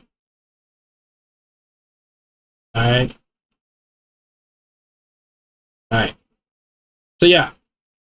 Just like the Guardians have served Wyverians, the Woodwoods were serving Wyveria and the Keepers. Right, so that's also what Pickle says in his video.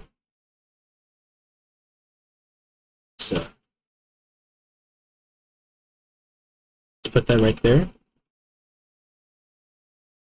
All right.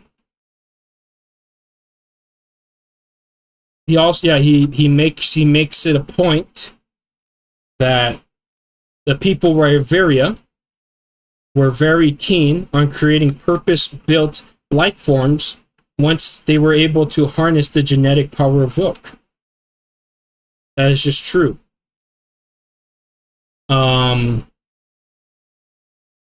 Yeah. And so that the Woodwoods may be one example of naturalized guardians. So therefore, if these guys could be easily naturalized guardians, then why couldn't these guys be naturalized guardians? They have markings, right? Jin Dahaad has black soulless eyes. And on top of that, I think it has a bunch of metal parts made, but these metal parts to me look human made. And they look grafted on, welded on. This guy looks like an air conditioner. Okay. This does not look natural to me at all. Right? And so one thing people are gonna say is that I'll get onto the should I say it now? Yeah, let me say it now. So initially people were saying that guardians cannot, naturalized guardians like Arkveld don't show any signs of being a guardian. They don't have black eyes. Oh, they don't have their guardian marks anymore. Right? That's what they were saying about Arkveld. But then guess what happened? Guess what freaking happened?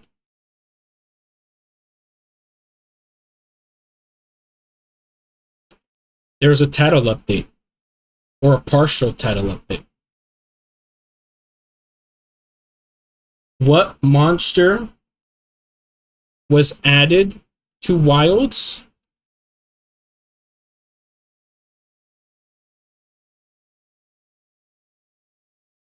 Which monster was added to Wilds?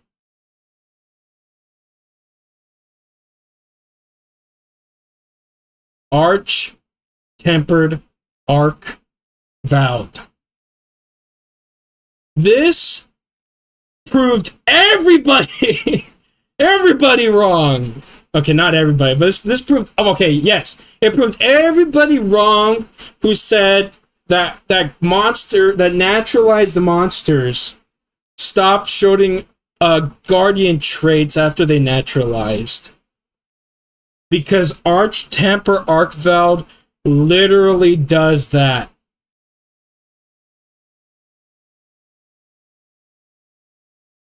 We'll put that at the very top.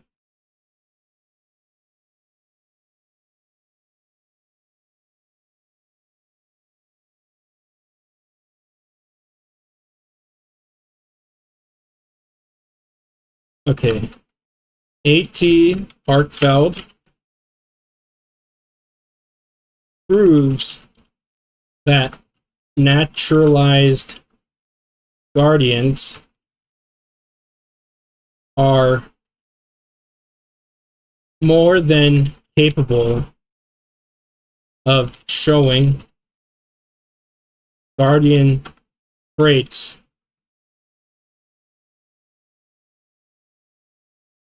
after naturalization.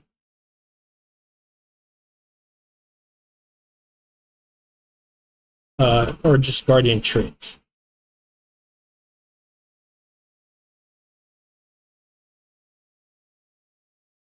So there's another thing right there. Okay. So that's the apexes of wilds are all naturalized guardians theory. And our AT Arkveld puts another thing in that, right? So now let's go into the biomineralization.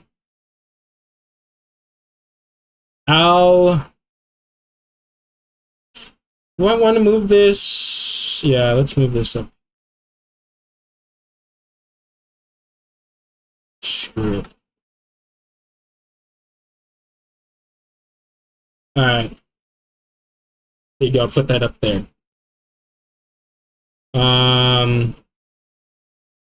So let's go back to this comment. So, I mean, people want to bring up Glavinus all the time. Anytime you mention that Jin Dahaad is biologically, is artificially modified and most likely grafted on or welded on these metal parts, right? But, dude, you can't tell me you look at the, let's see, Glavinus. Okay. Okay. You can't tell me that you're looking at this tail that, mind you, has like very naturalistic, rocky looking tail. Like this looks, this tail looks nothing like the very geometric, clean, right? Rims of Jin Dahaad. Now, however, there is a really good counterpoint to this, which is, oops, acidic Glavinus. The fuck? What? Glavinus.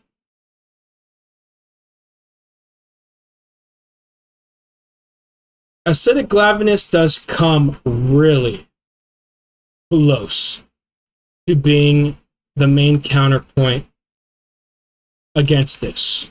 Because look at its tail, right? Look at its tail.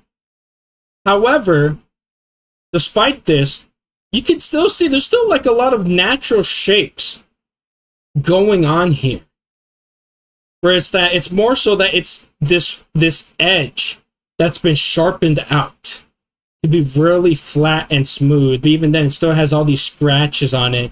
And even then, you can see it fading and coming out of these very scaly, rocky textures. You don't have that for Jin Dahaad. It just looks like the skin. It just looks like the skin is just kind of like had been mounted on to the onto the scales here, or I mean to the metal parts here. And like that one guy says in the comments, oh, you get a metal, you get a scale from Jin Dahaad, but where? There's like, yeah, maybe, yeah, I guess you could kind of count these as scales, I guess, right here. But no, right here, there's no, like, this monster is so big, you don't see any scales on its model. Rathalos is significantly smaller than Jin Dahaad, yet you can see all the super small scales on its body, but you don't really see any proper scales along Jin Dahaad, right? So people say, oh, well, there's scales because there's an item that says Jin Dahaad scale. I'm like, I don't know. I think that's kind of some ludonarrative dissonance going on there.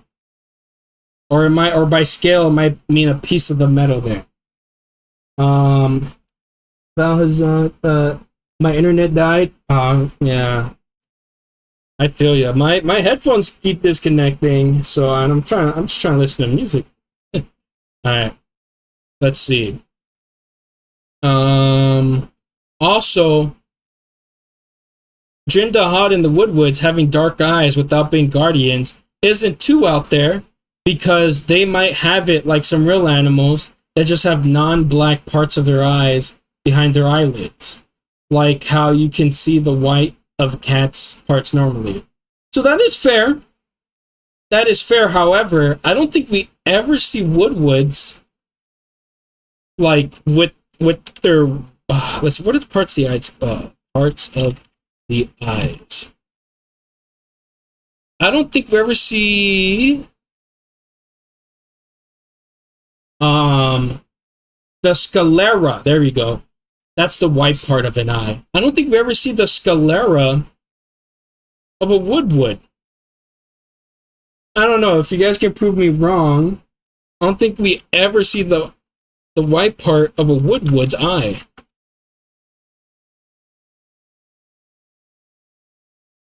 So far, every picture and screenshot and in-game thing I've seen is that they just have fully black eyes. I'm not saying it's impossible. I'm just saying I've yet to see evidence otherwise. So, okay, now we go back to the comment again. Plus, Arkvelds, born of the Guardian Arkveld, lack the Guardian eyes, instead having normal eyes. So that isn't exactly good proof. Also, wouldn't take a use. Okay, that's awkward. Use white markings on the clothes as a sign of it being former Guardian. That's just an aesthetic thing, right? But it does. Woodwoods do have like markings on their body. I guess I should post a picture of a Woodwood.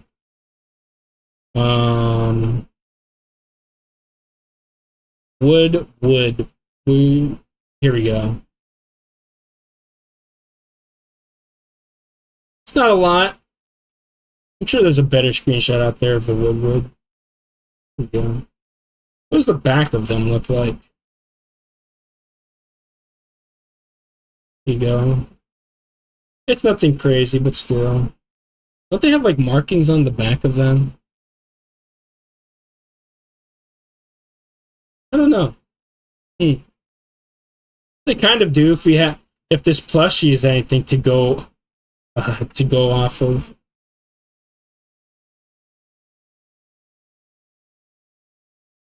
But yeah, the markings bit might be a little bit of a stretch, but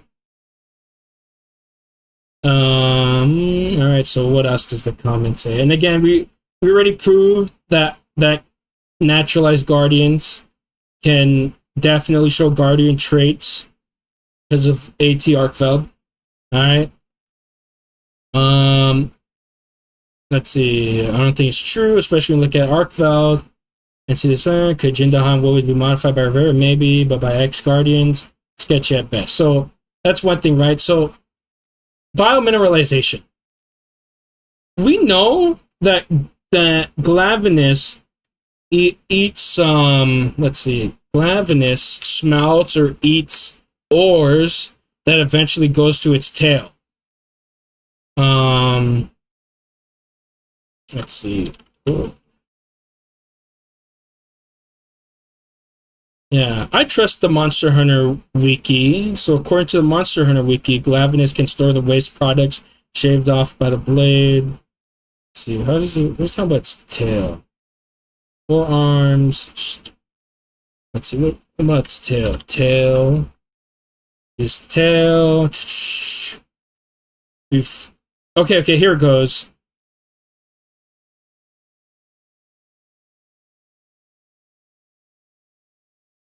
Okay, so I guess according to the Monster Hunter World Iceborne book, here it goes. I'll copy and paste it.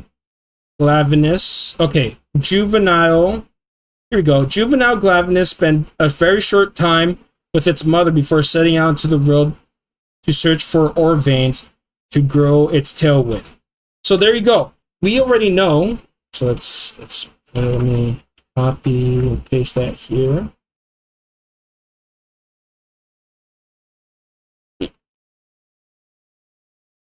There you go. I just look.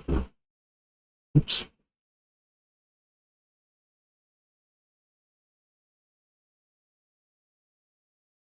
There you go. So they grow their tails through oars, and they still have this very naturalistic, scaly, osteoderm, rocky look to them. Right? Except for the sharp part of the blade, obviously. That they sharpen. But Jin Dahaad, it's not sharpening. As far as we can tell, it's not sharpening every single one of these blades that's on its body. It's just not doing that. And also, how's it going to sharpen its body when it has these super straight, unnatural looking spikes that are just kind of poking out like that? Like they're just poking out the blades like that. So it's very unnaturalistic. And then people also like to bring up, oh, well, look at Valstrax, right? Look at Valstrax. Valstrax is completely covered in metal. And that's where I go off and I talk about that outer dragons are just not normal monsters. They're just not. And I have, let's see what the wiki says. Outer dragons, by their classification, are just very weird. Not only are they extremely rare, but they also defy all classifications. Right? Let's see.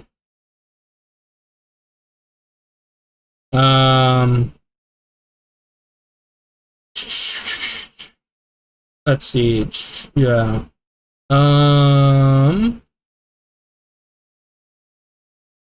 Yeah, we know that outer dragons are like pretty much the closest thing to magic in Monster Hunter without it actually being magic, right? And you'd be like, well, what do you mean by that? Well, monsters, so let me bring up Teostra. Teostra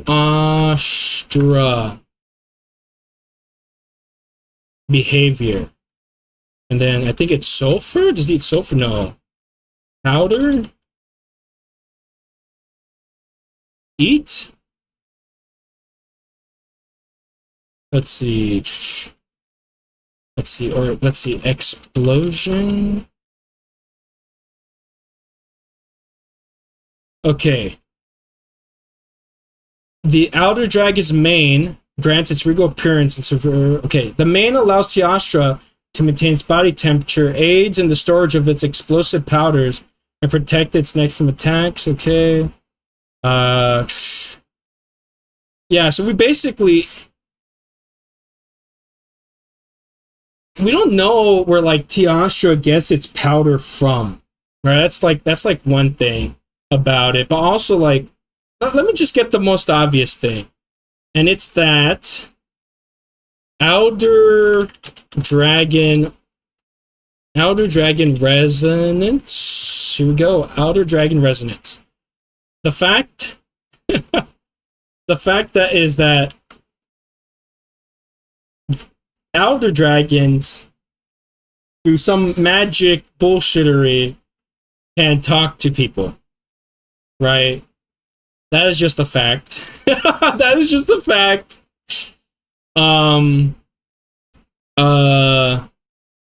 As well, is that yes, it's very so because of the limit of animations and it being a video game, monsters, but ideally, monsters should only be able to fly by flapping their wings, right? However, Shigaru Magala. Shigaru Magala.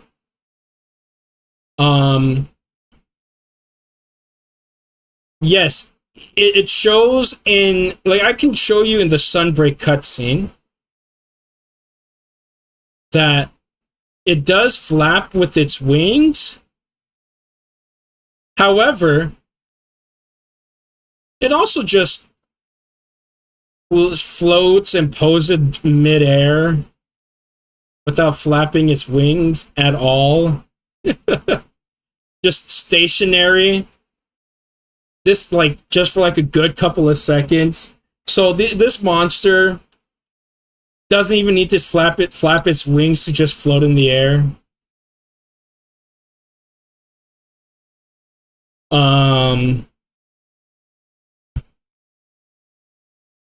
Outer dragons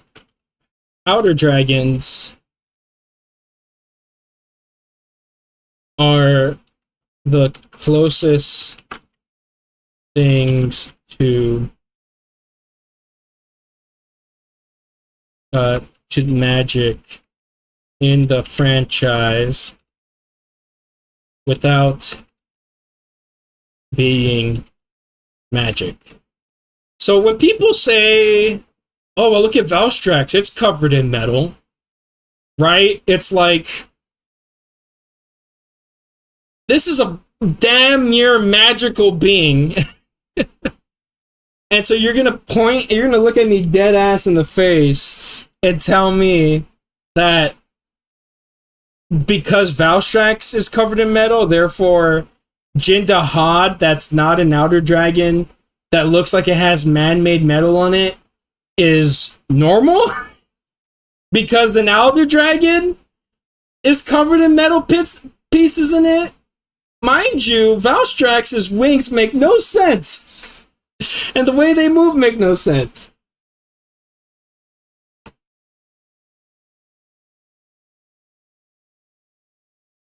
Right, and as you pointed out, that the outer dragons are just kind of like this taxonomic wastebasket that makes no sense, other than, well, we don't understand how these monsters work, right?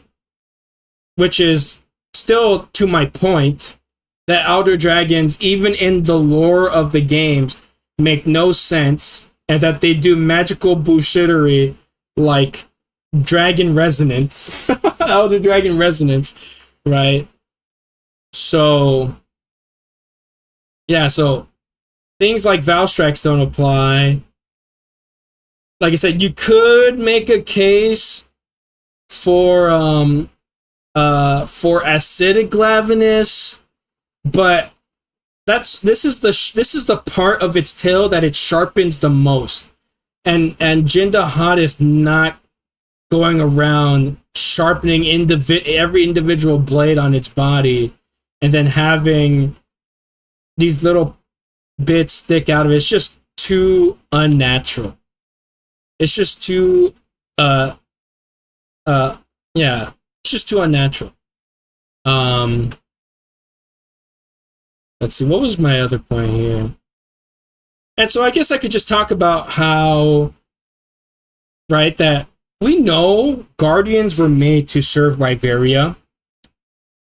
Right, but who's to say that Guardians were that they succeeded at making Guardians at their first attempt, right? Because Guardians are weird. They absorb Wilk. They have no stomach, and they have no genitalia, right? With the exception of Guardian Arkveld or its descendants. Who's to say that Guardians were their first attempt at making life, or at least modifying life in some way, shape, or form? Why is it so hard to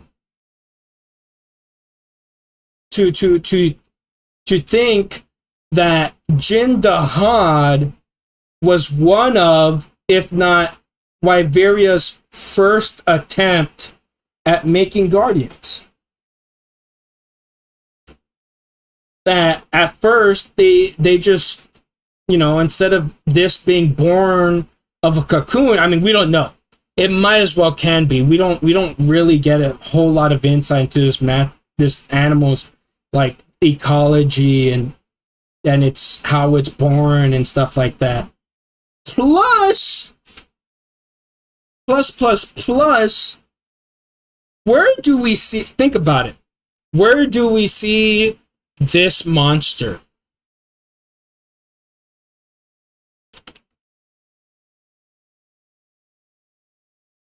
Think about it. What environment does this apex reign over? The ice shard cliffs. And what is the ice shard cliffs?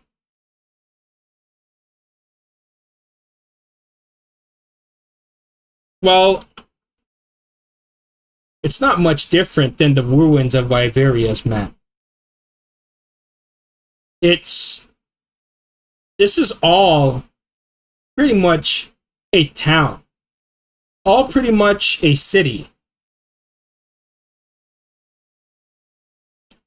You even see like a chapel in this place. I mean, also, look at this, right? What is that? What could this be other than Rathian head parts? So we have this theme going on of the place being made of monster parts, and you have this place, this human home being made of monster parts, and you have a Jin Dahaad being the apex of the region.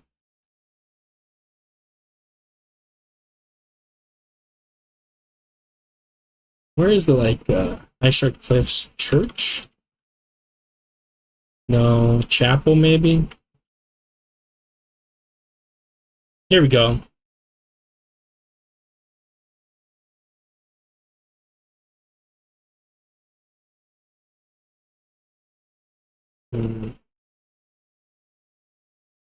This over.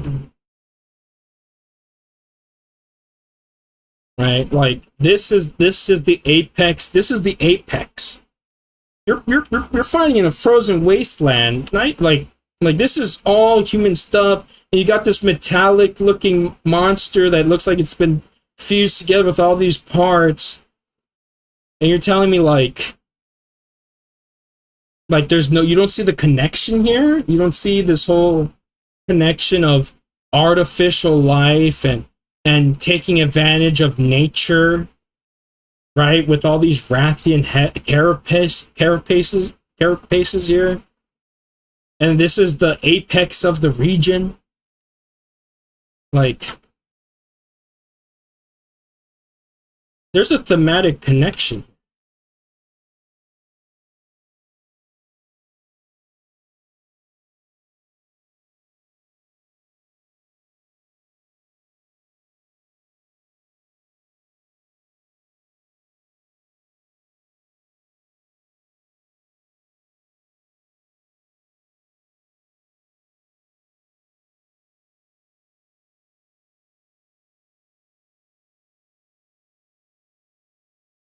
Civilization.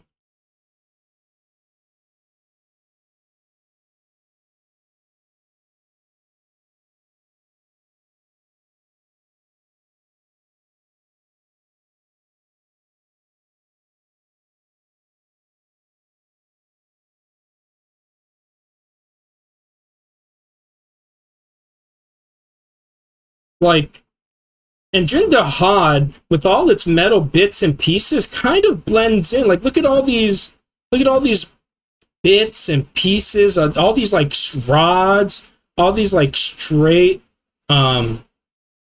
Like all this straight what's the word? There's a word. There's a word for it. There's a word for it. There's a word for it. Design.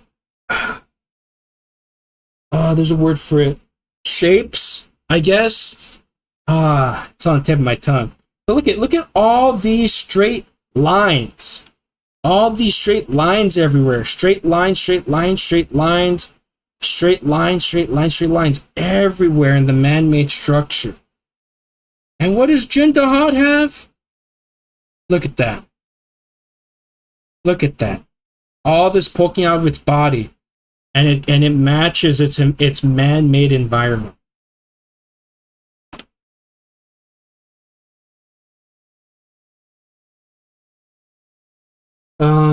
About resonance, my hypothesis: maidens don't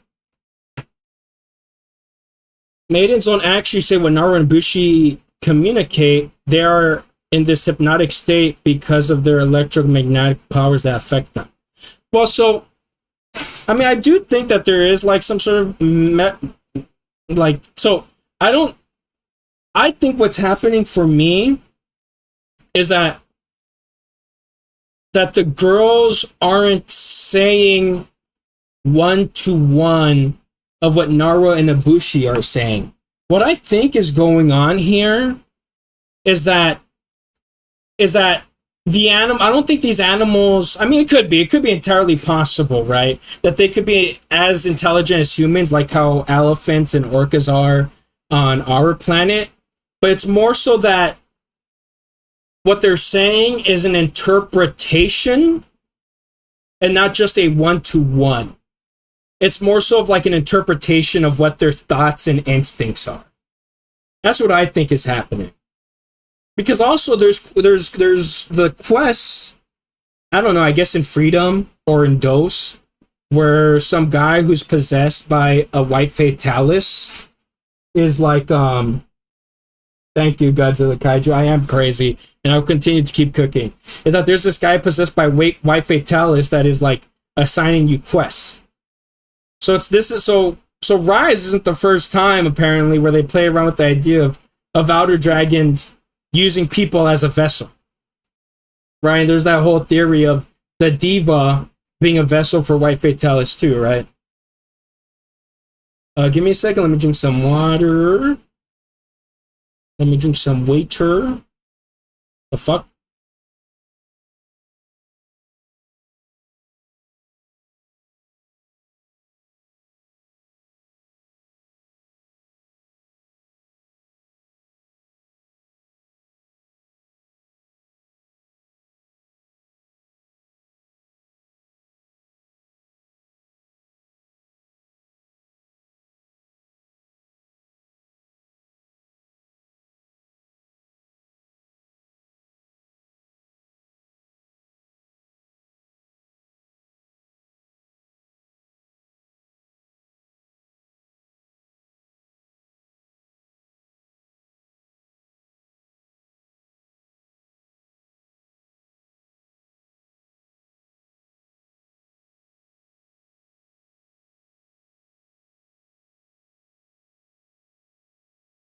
Yeah, I'm back.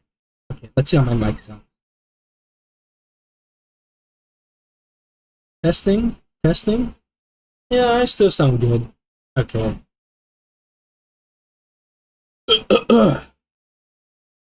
Alright. Okay. So let's see what's next here. So I already said, why does any of this matter? Because I think Jin Dahaad is artificially modified. There's a whole bunch of context clues. Clearly the devs care a lot about the details of monsters, especially in Wilds. They're really like doubling down on the lore in Wilds. You know, they're really not messing around here. Ark, you know, all that. Let's see. Right. So the Guardians, right? The Guardians aren't the only thing. And Wyveria, right? Guardians and Wyveria aren't the only things, right? Look at all these naturalistic shapes. But they're not the only thing that the keepers, right, or the keepers of Wyveria have made, right? Well, what do you mean? Everything they've made is very like curvy and naturalistic. They're so like they didn't make they couldn't put anything on Jin Dahaad that looks like this. Well, there's also another monster, Add to Wilds, that shows us something, that taught us something about Wyveria.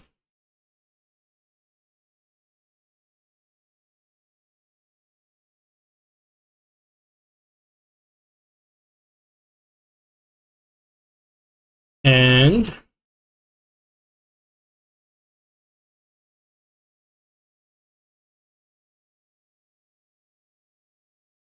that monster is, where did I put this?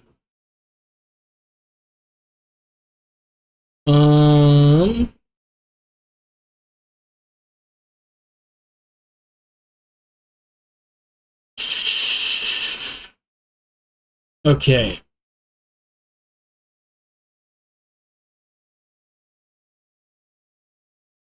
Here we go. The Spectre of War. The Spectre of War. So, my theory, this is my theory of the timeline of Wyveria. That they made guns, Guardians, and then Zoshia. Is that not how you spell Zoshia?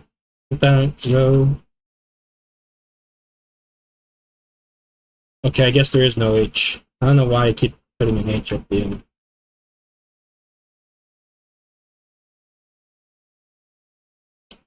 They gave us the Elder Breaker. I don't know where I'll put this. I guess I could put it right here. Or, whatever. Oh, this is all weird. I'm moving everything from left to right.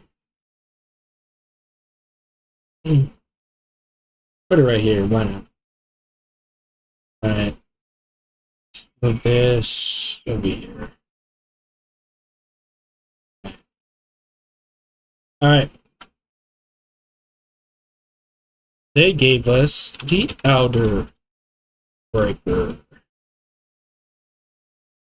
I can, my computer can load faster. Thank you.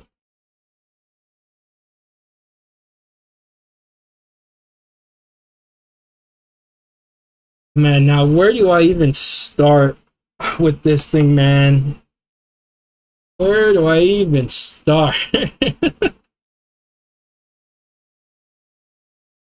Just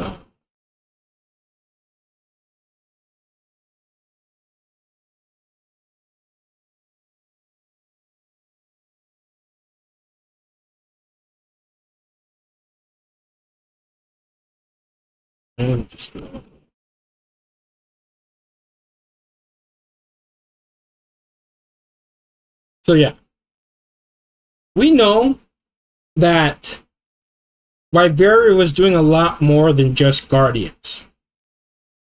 They were also making technological machinery that wasn't just made out of super smooth parts. This thing is like all straight shapes, except for this bit. Also, isn't that weird that it matches the neck of Gogmazios? That's weird, right? Something I have to do this stream. Yeah, something I'm still confused about is why is it called the Spectre of War?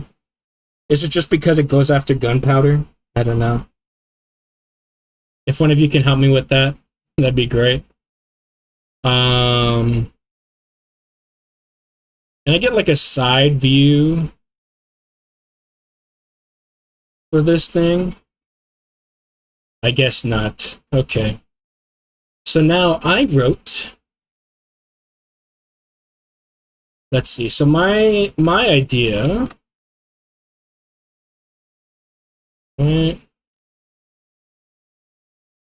before Xochitl, before Xochitl, I need let me see. Before Xochitl, there were just regular guardians, and they had to run tests before they could make guardians. And Jin Dahaad could be one of those experiments. So that's my idea. That it was Jin Dahaad, guardians, then Xochitl.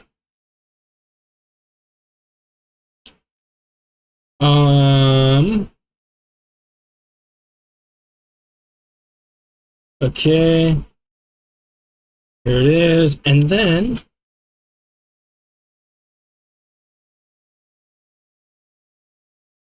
you may make the argument that they didn't have the technology to modify animals. Just clone them. So maybe Jin Dahaad didn't come before the Guardians, but after. So that is a possibility. Right? That Jin Dahaad could have came after and not before. So, all right. So now we're going to be tying this to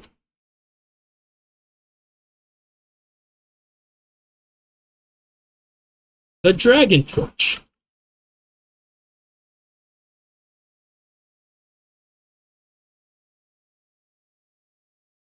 Like, the dragon torch, huh? Yep. The dragon torch core. Alright, give me one second. I'm going to drink some water.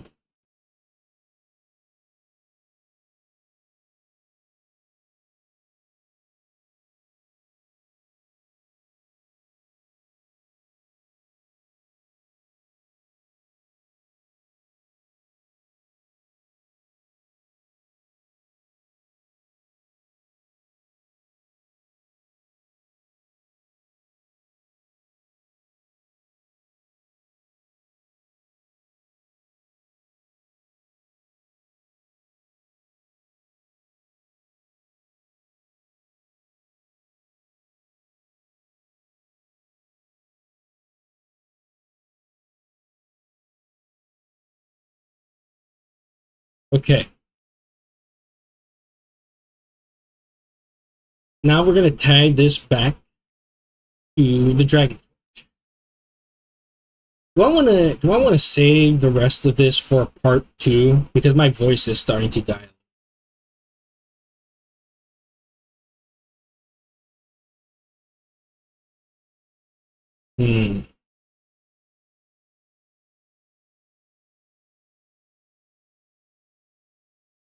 So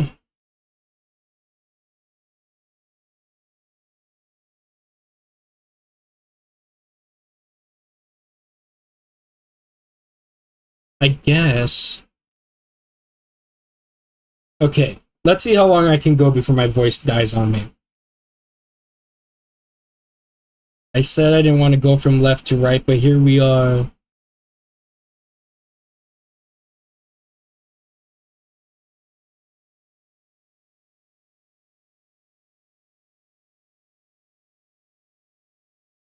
Because I'm going to have to tie this back to naturalized guardian. Apex is being naturalized guardian. Okay.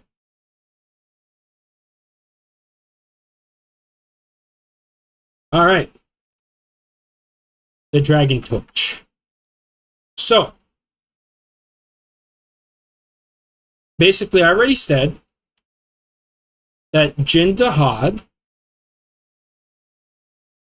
could have resulted from my various early attempts to make guardians.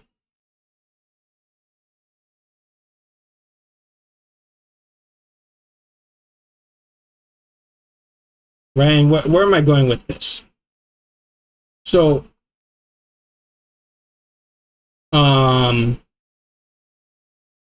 we know from a quest in game, right? From a quest in game, that Jin Dahaad was okay. So in this quest, people read the quest as, oh, wherever Jin Dahaad goes, he's causing a storm. But I disagree entirely. I think Jin Dahaad, like the other apexes, are actually following the storm. Just like Grey Dao and just like Uthduna, they don't make the storm follow them. They don't make the rainfall follow them, or else they would be outer dragons, right? Like Kirin and all that. They're following the storms. New Udra only shows up during the fire spring, and New Udra doesn't make the fire spring happen, right? And I think it's the exact same thing for Jin Dahaad. And where does and during this one quest, I forget what it's called, I'm sorry. I forget what it's called, but during this one quest, where is the storm going? It's going to where the land spine is. In this quest, we're being told that Jin Dahaad is freezing the land spine, and we think at the time, before we kill it, that's what's causing all the weather to go loco. It's only after we kill Jin Dahaad do we find out that it freezing the land spine has actually stopped something from spreading. The frenzy virus from spreading. And so, oh boy, I'm getting a little sleepy from all this talking. And let's see how fast I can wrap this up, because I might have to continue the rest of this rambling on another stream.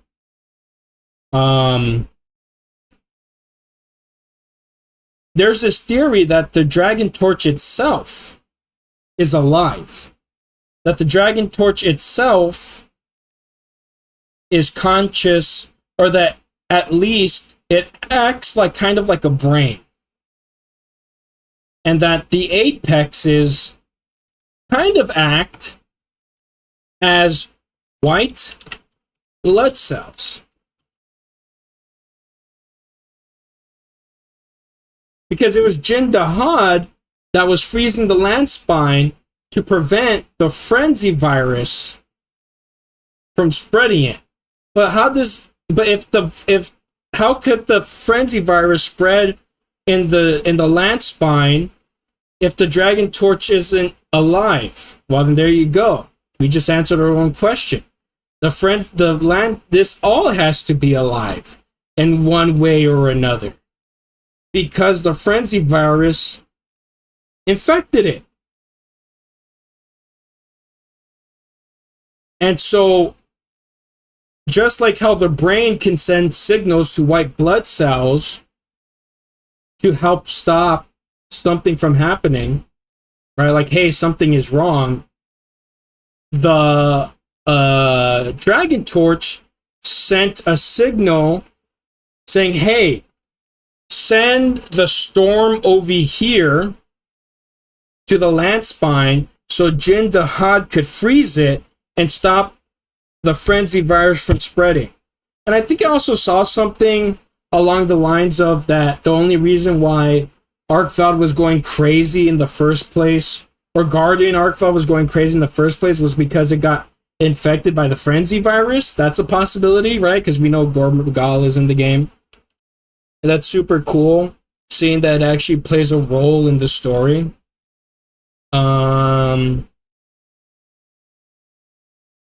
Yeah, so what could it be? It could be, what could be at the center of the dragon torch? It could be a Xenojiva, Saphia Jiva, a Fatalis. Who knows? But yeah, I think gonna have to leave that there for now because I can tell I'm like my voice is giving up on me.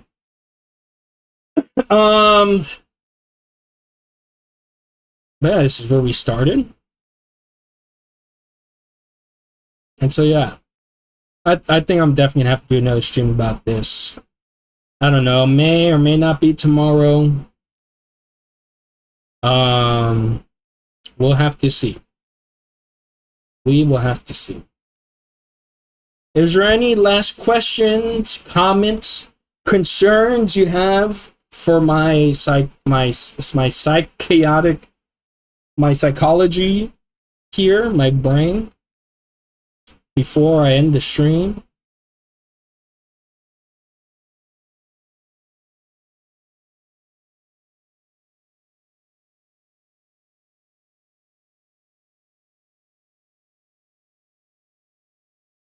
Any questions or comments or theories you want to say? Or anything you just want to say about Monster Hunter? I'm enjoying Wilds, man. I'm so excited for Ascendance. And I'm going to talk about Ascendance. Oh boy. I'm on the next stream, I'm going to talk about how this all ties into Ascendance and the trailer that we saw. I'm not really hungry right now, am I? Not really. Alright. If there is nothing else, I guess that's it. Oh, here we go. Kittens, no context. Fair enough. I currently have a kitten in my possession. We're trying to find anybody who wants it, but we kind of low-key want to keep it too. But my dad doesn't want to let us. But we'll see how.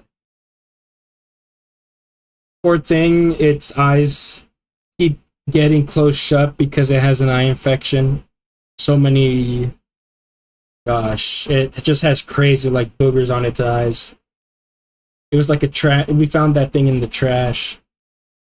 Poor little thing.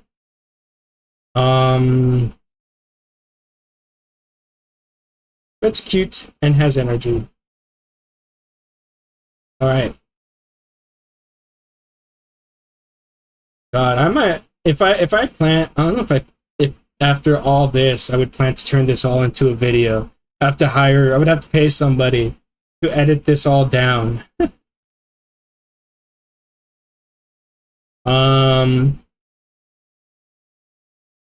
I think that's it. Alright. Y'all have a good one, everybody. Y'all have a good night. A happy Chinese New Year's. I hope the Jin Dahaad bites. I'm gonna, more likely than not, I'm gonna do a second stream, finishing everything I have to say. Alright. Alright. Toodles, everybody. Bye!